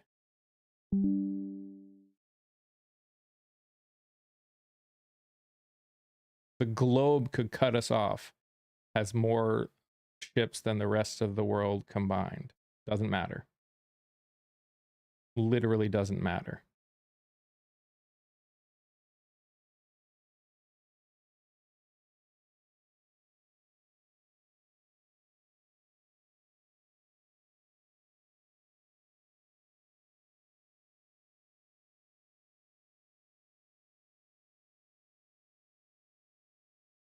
Oh no, you're right. They won't negotiate with this current president. They're gonna wait until January 21st, 2029. And honestly, if I were them, I would wait too, because what good reason would do they have to negotiate now? They're winning. They are winning. Like, straight up.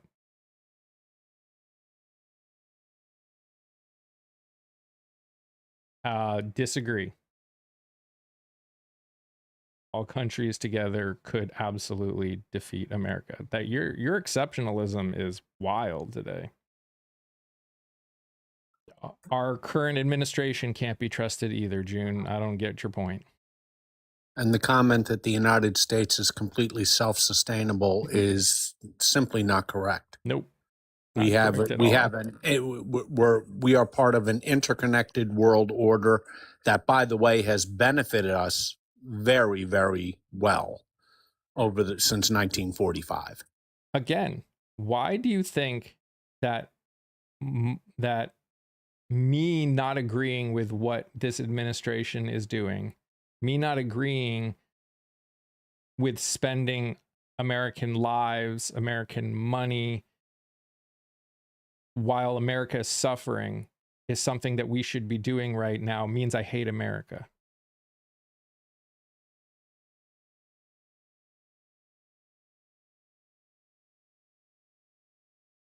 Actually, Kevin, America does need the Middle East or Europe. We literally don't have the capability of creating enough of everything in this country to feed, to support 300 plus million people. Mike, the more worrisome part of his comment was the second part. We can just take over the Western Hemisphere. Think about that. Think about that. What happened to self-determination, Kevin? Which, by the way, we're part of the Organization of American States, and self-determination is a part of that. But you wouldn't know that, would you?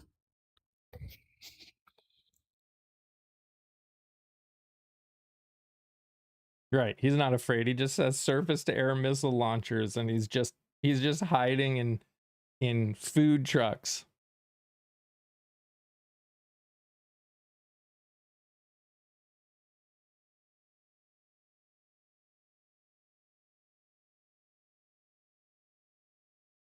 Without the rest of the world within a generation would be akin to Cuban, technologically speaking. I mean, again, it's not that we wouldn't be able to do some things, but we would not be able to function for very long. We wouldn't.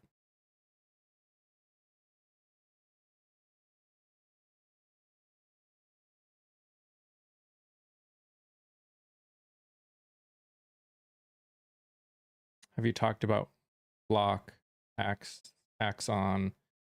I mean, no. I mean, we've talked about flock cameras a little bit, not today, but I mean, flock cameras are pretty crappy.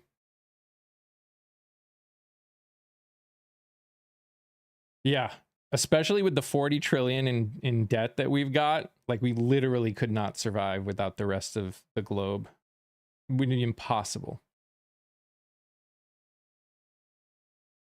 Most of our billionaires in this country are only billionaires because of the rest of the globe and the ability for us to have a consumer relationship with the rest of the globe. Without that, we'd be toast.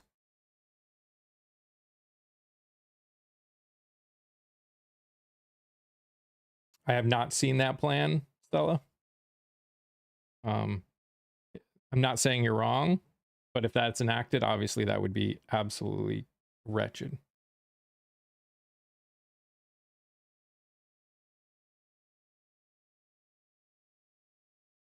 We could share ourselves off the rest of the world and we'd be fine for 10 years. No, we wouldn't. We could shut its doors, stop doing business with the world, and we'd be fine. No, we absolutely wouldn't. Like, not even a little bit. Like, not even a little bit. The price of gas would skyrocket, like insanely high. No, economically, it is not possible. Not anymore.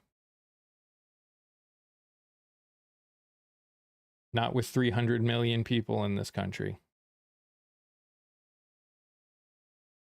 Literally not possible.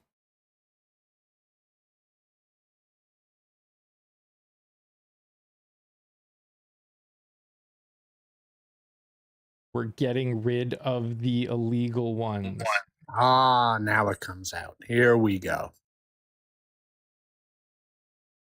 Shifting from economics to politics without even a stop to consider what you're saying.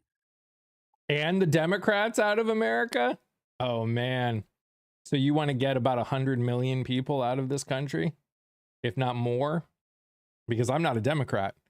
But if this country tried to take out all Democrats, I would leave with them.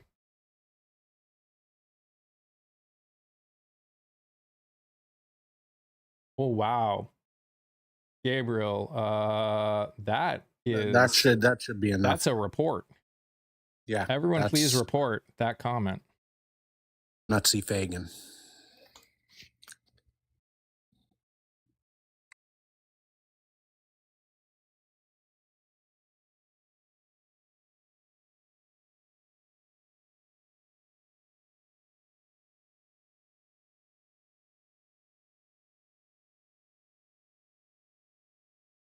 Yeah, good luck with the economic collapse with all of us gone. Yep. Paddle tail host. So you think I should be okay with having my life threatened, Kevin? In my own chat? You think that's how we should be?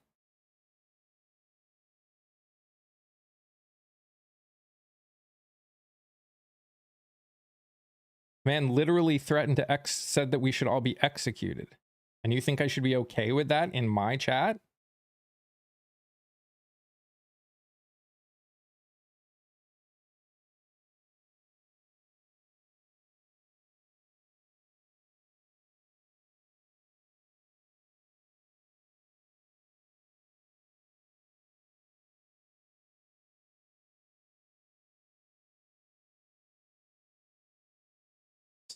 Scared because the detail. I thought Iran was basically wiped out. Where would the threat be?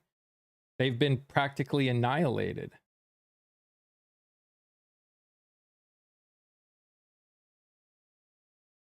They shouldn't be a threat to anybody.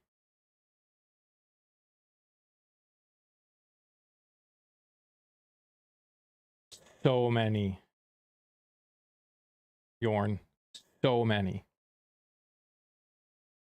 So much.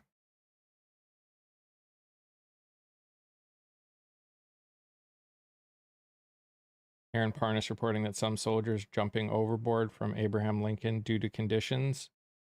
I haven't seen that, but if it's true, that is disturbing. Like massively disturbing.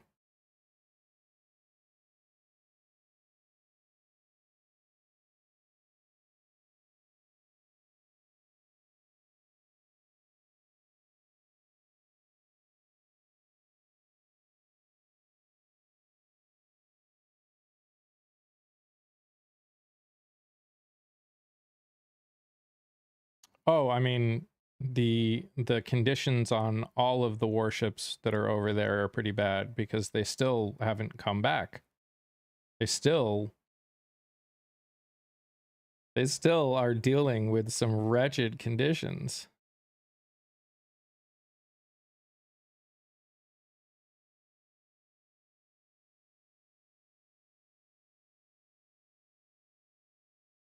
Hamas, Houthis. What about them?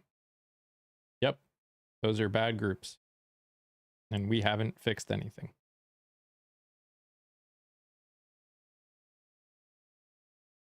We've given them more power.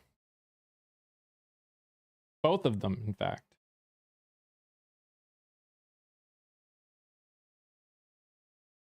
Literally, we have been in a war on terrorism since I can remember.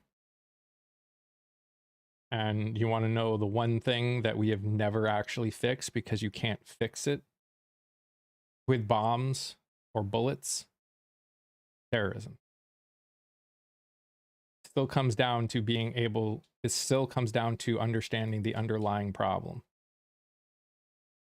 When it comes to Iran, the underlying problem was us.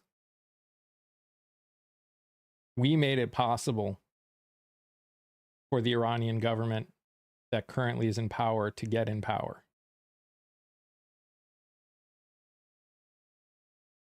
And then we started making deals with them that actually could have started getting us another way, and this administration just tore it up.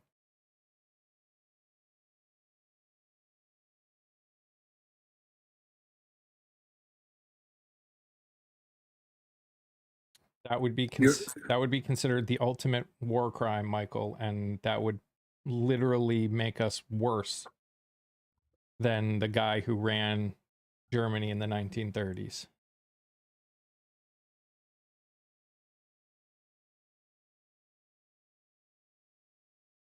Regime change via force never works. Yeah, it has never worked out in our favor. Why I always think it's hilarious that we do it. We keep doing it because it never actually works.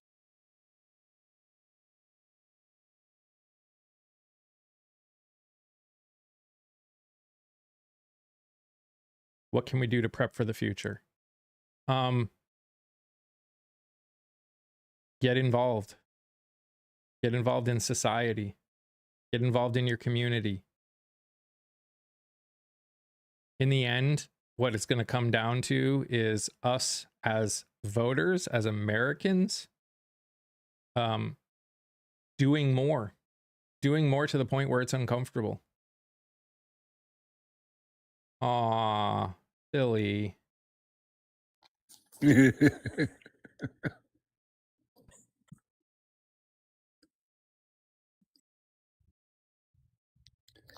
You know, you crazies really do have to come up with some more witty comments than the ones you're giving. They're sort of pathetic.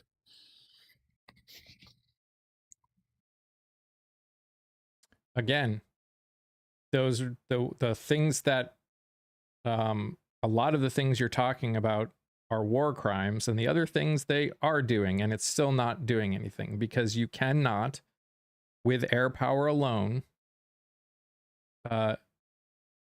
do a regime change, especially in a country with 93 million people in it.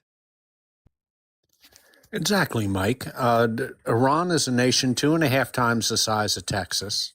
It's very mountainous, and it has 93 million people in it.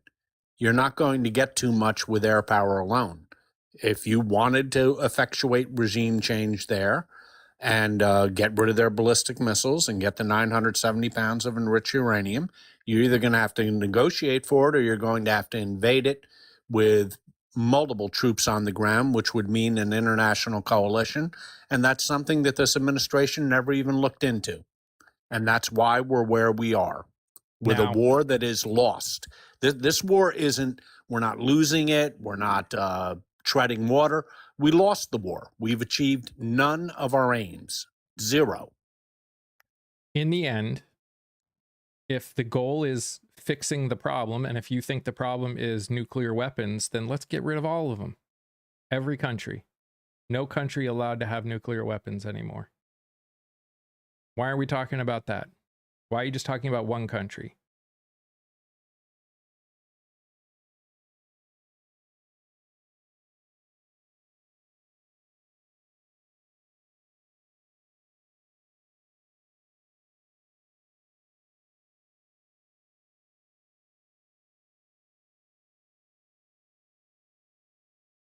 Well, yeah, Cliff, this is our channel. This is my channel. And I brought Scott up. I don't know who you were talking to specifically, but in the end, yeah, us, me, we, say it.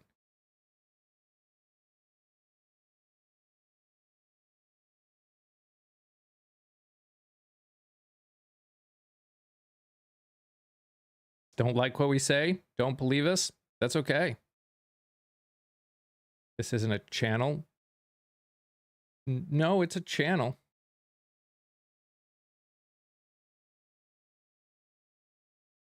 My channel, my page, my account, all of it.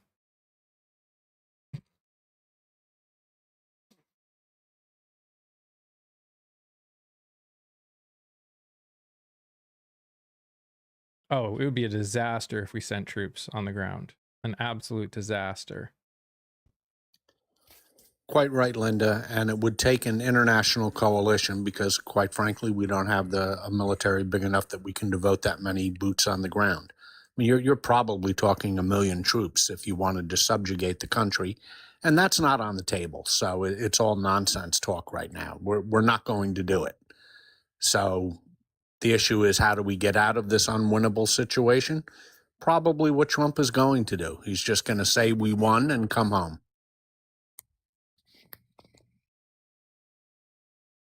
And again, why does MAGA hate it so much? Because they believed, and a lot of people got so deep in and have grown up with this idea that it's considered weakness if you admit you were wrong, that they are now doubling down on the wrong.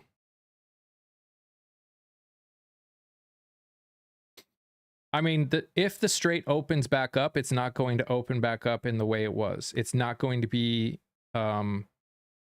it's not going to be just open. Oman and Iran are already putting together a thing that would make it so inbound traffic is controlled by Iran and outbound is controlled by Oman. And they would charge.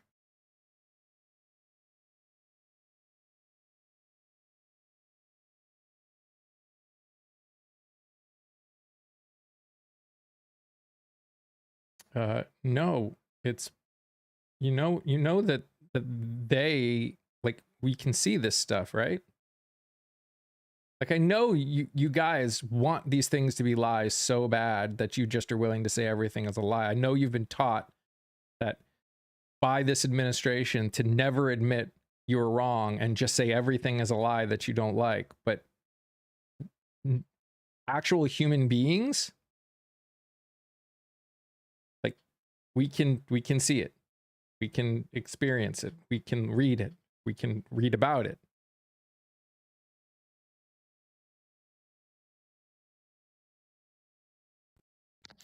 Well, facts have a strange habit of being inconvenient, or so John Adams said.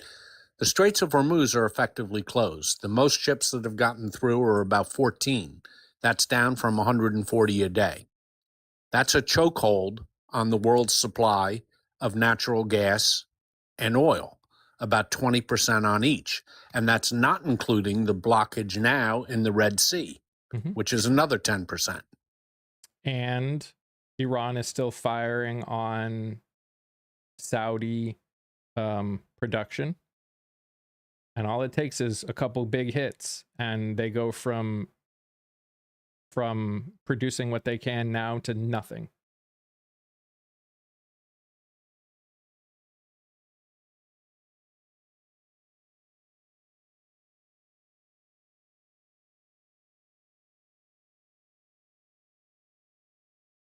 Josh Kushner, Bob Iger to buy the Lakers.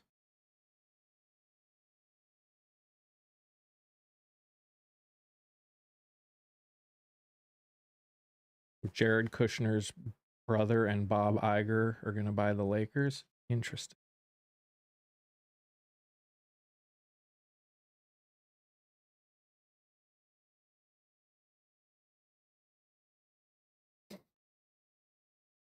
I think that anyone with the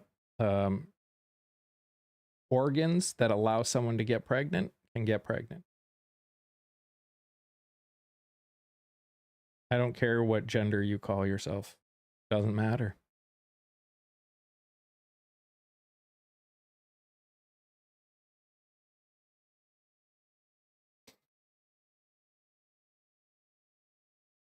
You know, the other thing that's hilarious to me, the thing that most men especially focus on when it comes to the trans community is trans women. You don't see anyone flipping out about trans men anywhere.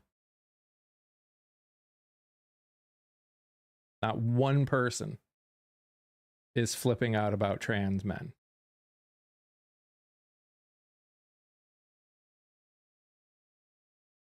Which shows that it literally has nothing to do with actually, it's not about being transgender. Not, I mean, maybe some people do, but in general, they don't, Jeremiah. In general, most men can't even tell the people that are, in the end, trans women or women, then why is it necessary to use the trans term?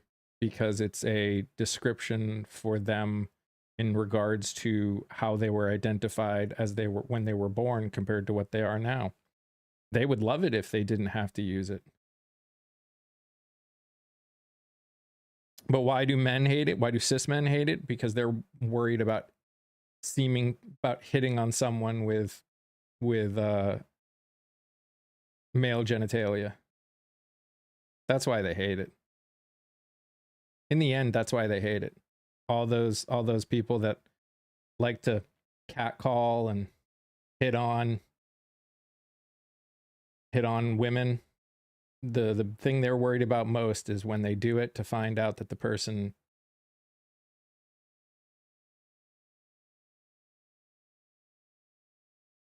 has male genitalia. Because in the end, it's all about how other men view them. That's what they care about. That's what those kind of men, that's what those quote unquote alpha men care about.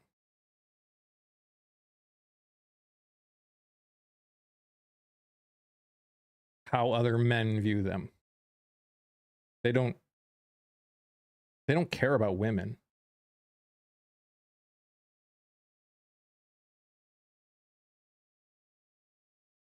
Why this whole argument is absolutely ridiculous that they give. Why the fact that they're making laws about it is disgusting. The fact that you're voting for people that are horrible for this country.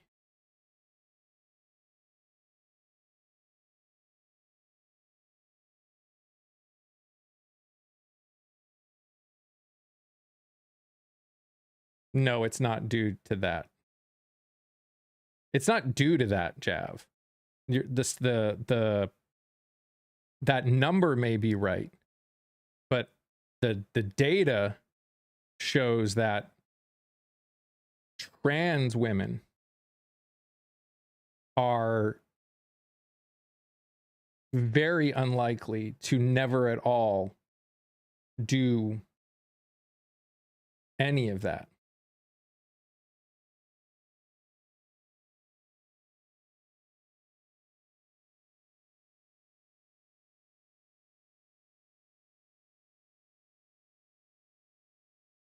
They don't really need to export oil right now. They got given, what, how many hundreds of billions of dollars when we lowered the sanctions for a week?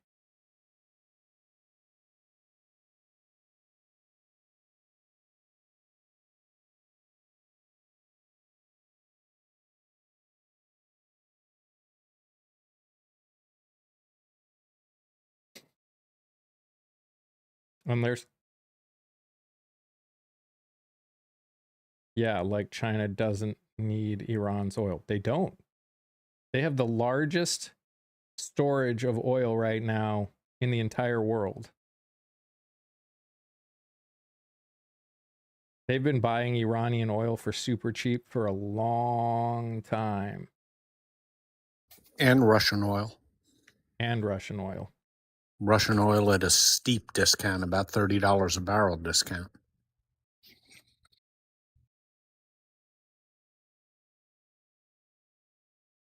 And it actually looks like the only reason oil prices haven't gone up as much as they could is because it's been reported now that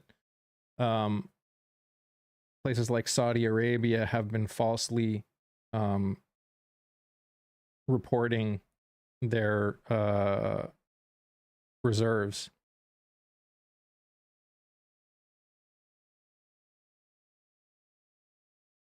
I need to do my homework, dude. You were in the wrong channel to be saying something dumb like that.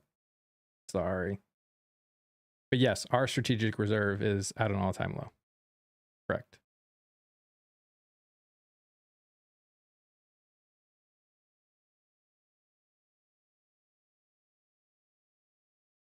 And yes, they are exporting oil in other ways. I mean, they're still selling oil to Pakistan. Like they're literally their next door neighbors.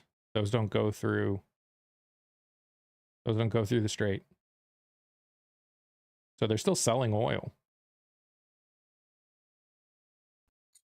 Yeah, they're getting out about 7 million barrels a day. That both by the land routes and also by pipelines, which come out at the Red Sea, which makes what's happening in the Red Sea particularly problematic, because that's their outlet, and if that gets completely blocked off, that could be trouble. Mm-hmm. Yeah, I mean, again, this is why this is important that we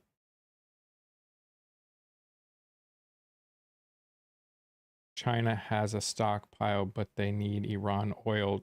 Just Google it. Well, Donald, oil is a fungible product. If Iranian oil is cut off, they can get oil from elsewhere, and they do. They get it from Russia.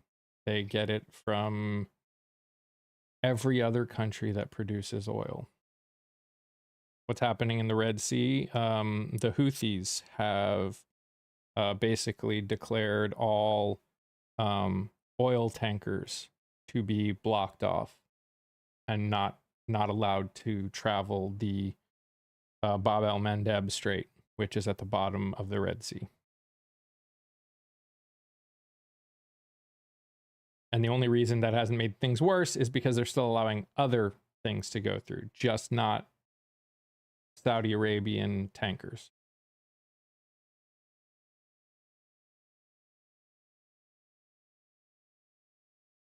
I would argue no president has screwed up this big ever. That does not to say that other presidents haven't screwed things up, but I think this is at a level unheard of. Screw up. Oh, this is the greatest strategic mistake in geostrategic mistake in American history. Why? Because the loss in Vietnam did not affect America's standing in the world or the global economy. This affects the entire global economy. This is a huge mistake. Oh, old ball coach. What a simpleton comment you put out there. Especially with no picture. Come on, dude. Call me a simpleton? Ah!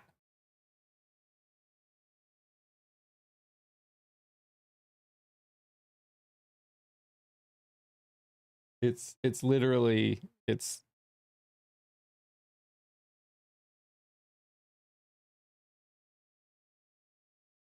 hilarious. How did he lose? Absolutely none of the stated goals for going into Iran and doing what we're doing have happened. None. Not one. Nor could they happen. This is a thing that we've known about for... There's a reason no president had been stupid enough to do what they did, because everyone knew what would happen, and it did. Well, King David, how did we lose? Well, Iran still has the 970 pounds of enriched uranium. We haven't destroyed Iran's ballistic missile program. We haven't effectuated regime change. And our fourth stated goal of the war, to stop their support for their proxies, the Houthis, Hezbollah, and Hamas, they still are. We've achieved literally none of our stated war aims. However, what has happened is that Iran now de facto controls the Straits of Hormuz, through which 20% of the world's oil and 20% of the world's natural gas flow through. And the Red Sea is an open question right now. That's another 10%. And like 50% of the fertilizer. And yes, nitrogen-based fertilizer, which is the best type of fertilizer. And we'll see that come September, October, when the harvest comes in and the increased cost of fertilizer.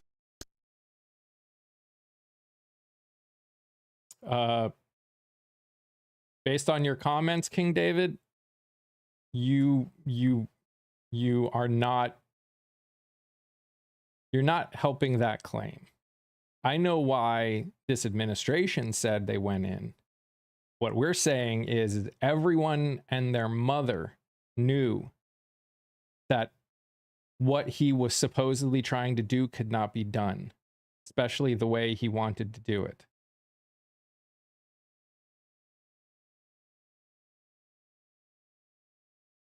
So you trying to defend him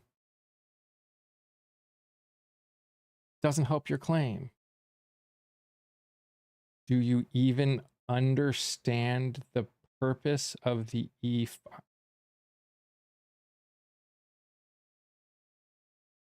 He did lose, and we're running out of bombs.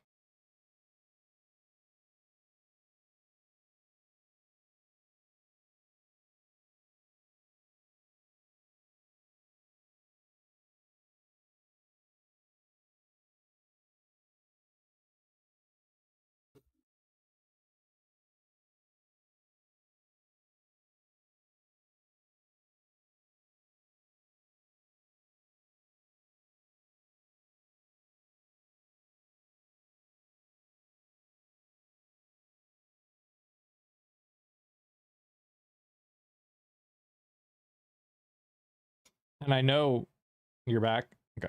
And I know that everyone's just like, oh, we'll just make more. Well, we also have deals with other countries to sell them our munitions too.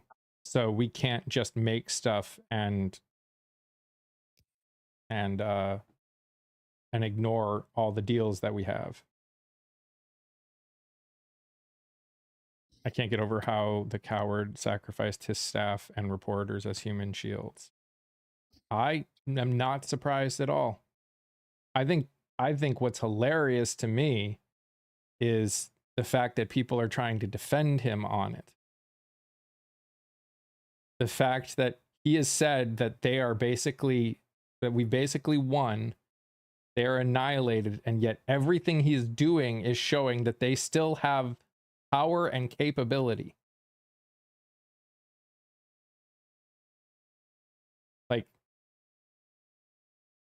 everything that they are doing, that he is doing right now, shows that all of his statements about the capabilities of this of Iran still exist.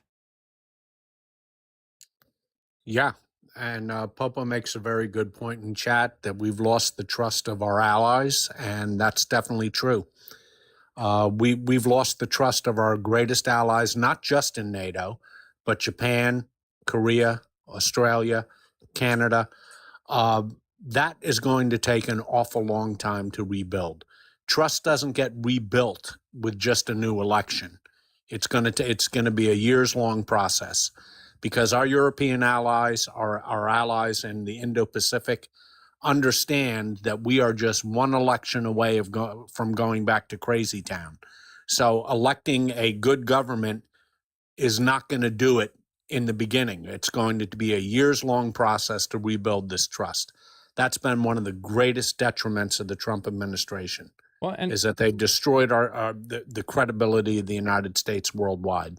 And this is also the funny thing. Like, anyone that thinks that we can just survive on our own doesn't understand that we have built a global economy when it comes to our agriculture.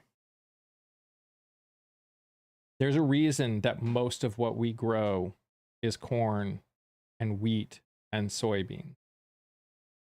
And farmers have bought all the equipment for corn and wheat and soybeans. The amount of money and time it would take to change the soil composition, buy new equipment that's designed to work with different agricultural needs would be, I can't even fathom the amount of money that would cost to nationwide completely adjust how we do everything. Like, you think we're spending a lot now? You ain't seen nothing when every farm, when this government would need to literally buy every single farm new equipment and put together whole new nutrient systems for the soil. No, it wouldn't even be a lot of corn tortillas. Most of the corn we grow is not edible for anybody or anything. It's designed for making corn Ethanol and things like that. Most of the corn we grow is not for human consumption. Yeah, feedstocks and ethanol.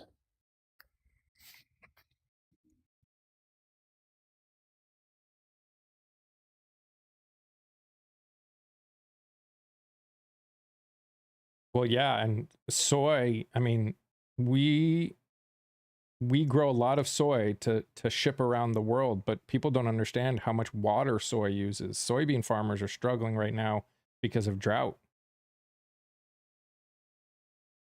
Yep, they also make high fructose corn syrup with it too.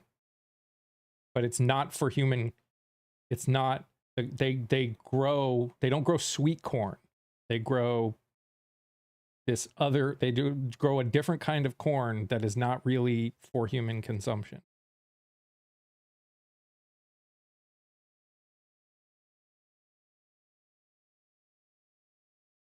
I mean, even avocados and almonds, we don't produce most of the avocados that we eat. Mexico does.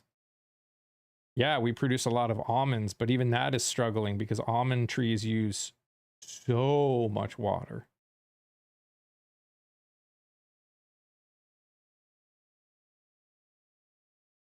Wheat. That's really it. We grow wheat. Of the 3 top things we grow, wheat is the thing that we grow that could turn into something. Field corn is edible. Okay. Not really.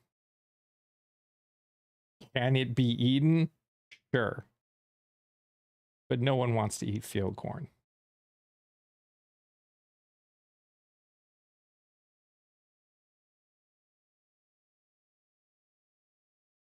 People want sweet corn.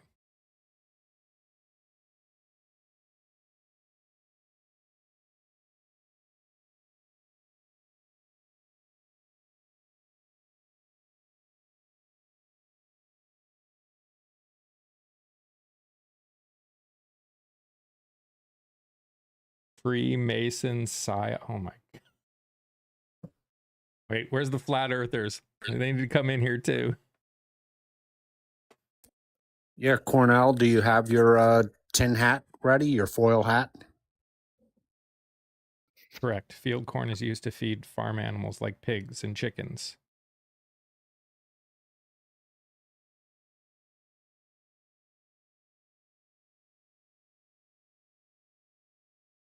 If you like having teeth, I wouldn't recommend field corn. Ruth. Again, could you cook anything enough to make it soft enough? Sure. Probably get rid of most of the nutrients in it to do it, though.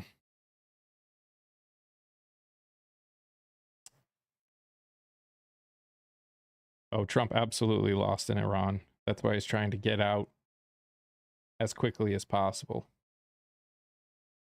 That's why he's hiding in food carts, in food trucks. So he, and leaving everyone else on Air Force One. That's why he's, golfing with surface to air missile defense systems, because he's won.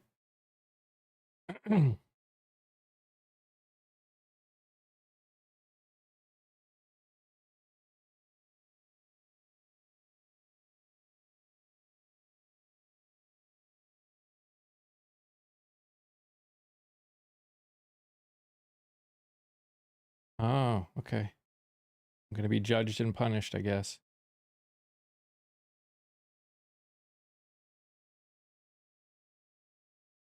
World needs to get away from the production of soybeans in our food. I have no problem with soybeans in our food.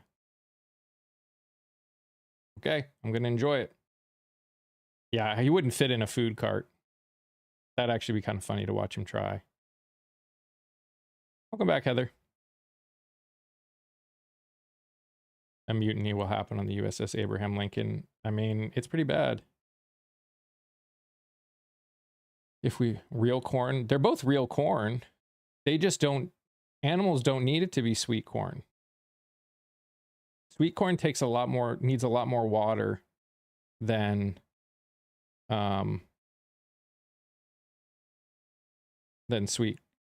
field corn does. Mike, you've been diagnosed. When's the next Twitch sing stream? Nate, I wish. But I don't know if it's gonna come in today, but I bought a game, and once I get all the setup done, because there's some things I needed to set up, I'm gonna do a fun stream once a week, or at least for part of the live. It's one of those fun rhythm games, and there'll be ways that you guys can. Oh, Starline, yeah, the one who promised me pizza on if I won on marbles. Yes, you'll be able to do things that can make me, suffer. It'll be fun.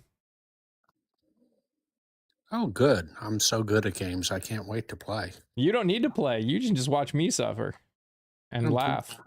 That'd be fun too. Yeah. I mean, like I said, it would be like one of those things where we do it for a bit and probably still talk about other things, but we need to laugh every once in a while, right?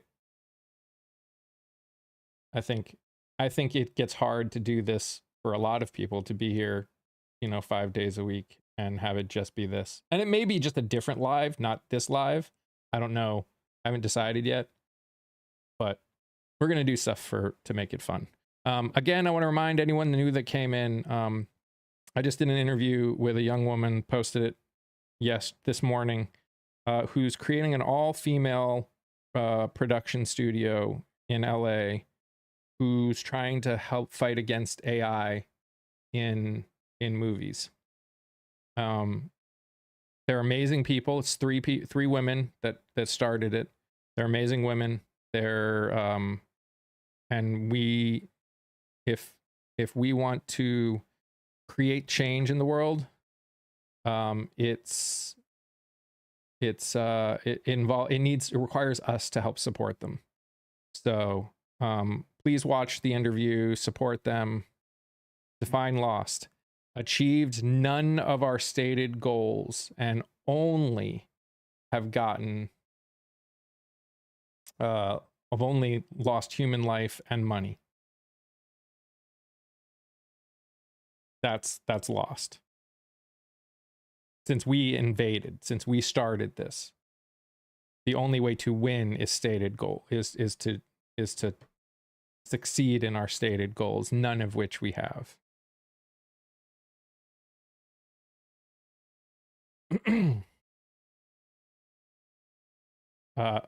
Our ability to do it does not, it's not a win, because we aren't stupid enough to, well, maybe we are, but we aren't stupid enough to do it. What are you talking about? I've been working for over 35 years of my life.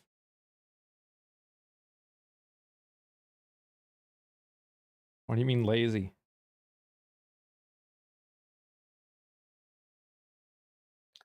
Yeah, Schmatzel, how are Democrats lazy? Could you elaborate?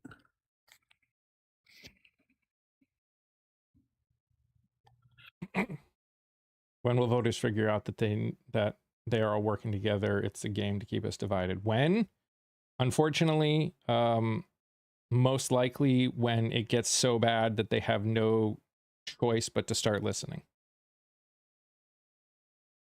You'd like to hear more? Well, watch the interview. It's a great interview, I think, and it's a great company that could use the support of as many people as possible.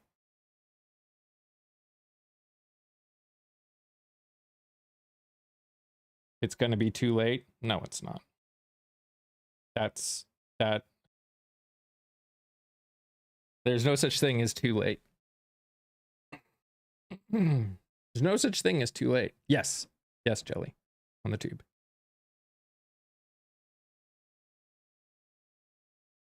Well, there are not enough people that would be willing to do that in the I country to take over Iran. There's 93 million people in that country. Literally, no.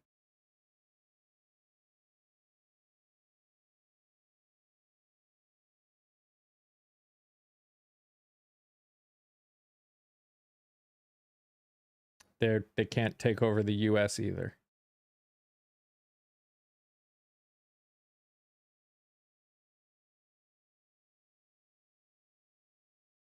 Vertical actors do work very hard at their craft, like very hard. Like surprisingly hard. The Jewish community, all people that are Jewish are not Zionists.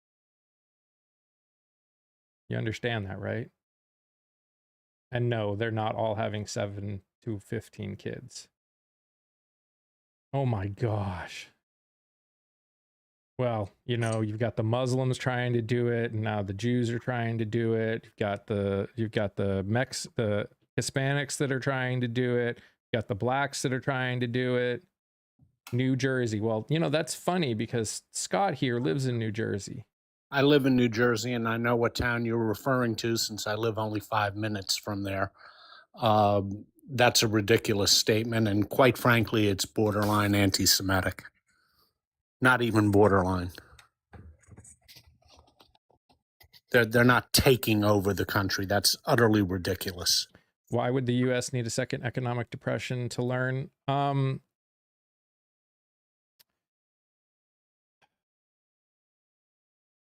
Because we are a stubborn people that have been taught we are exceptional. And when you get told you are exceptional for as long as we have,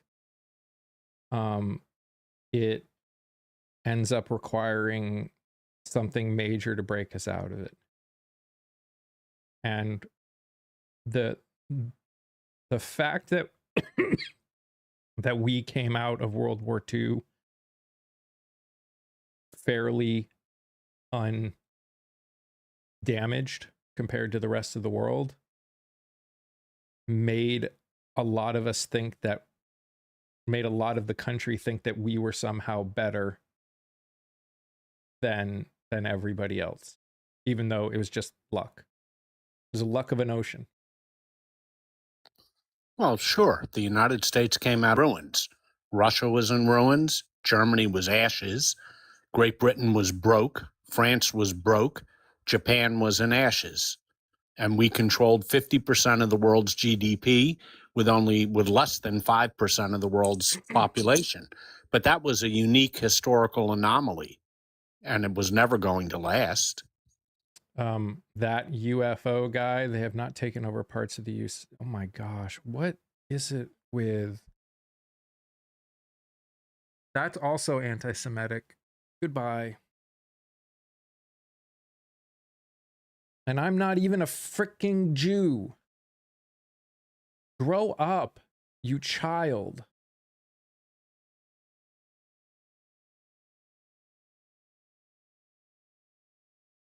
You guys are all children. You obviously don't know when Italians were looked at the way you guys are talking about Jews, or the Irish were looked at the way. No, he does not have a point. You just are a friggin' racist and a bigot.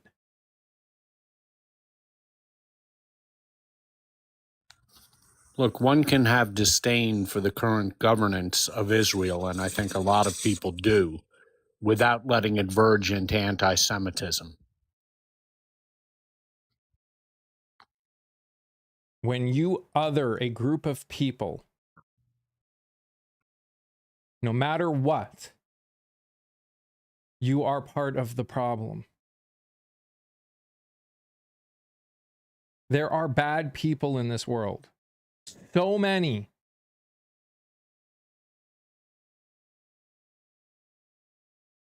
But when it gets to the point of othering, you are as bad as those bad people.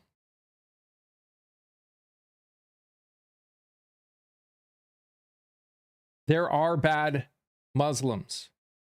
There are bad Jews. There are bad Christians. There are bad everything. There are bad white people, black people, brown people, like Asian people. It doesn't matter. There are bad everywhere. But stop othering. Stop with the othering. This is why we say it's not black and white. It's nuanced. That's why I say you're either against pedos or you support them. You're against rapists or you support them. You're against G-side or you support it. There isn't there. See? And then you got this person that comes in and proves my point.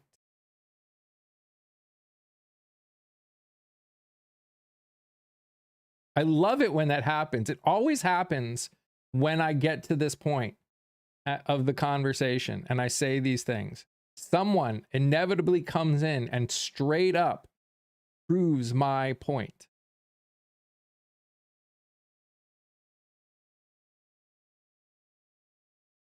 I'm against organized religion having a free reign in this country. I don't mind religion. Again, I'm a Christian. But they shouldn't get to be tax-free. They shouldn't get to have kind of just free reign to do and say and stuff all they want. Like these decisions that have come out that have made it possible for pastors to not report when someone confesses to them that they've like raped people or did something horrible to a child. That is not okay. Both sides are garbage. You are the problem. Oh, thank you for that enlightening comment.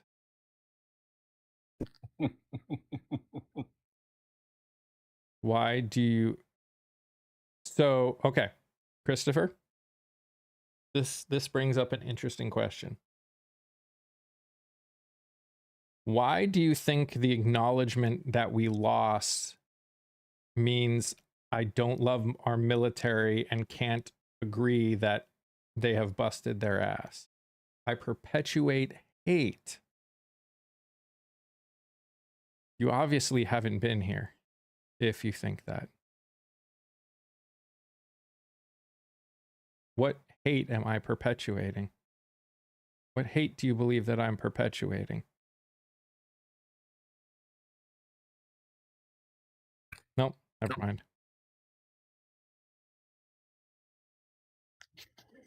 Well, I guess, Mike, it's a form of hatred to point out that we have achieved absolutely none of our goals in Iran and that we've basically lost the war and ceded control of the Straits of Hormuz to Iran. So I guess somehow that's hatred. Hold it, Shug. Ian was not. He's okay. Ian was getting on the people that we already muted.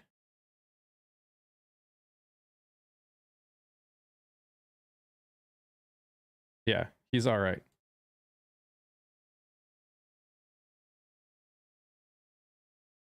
He was calling Master Blaster the problem, which he is.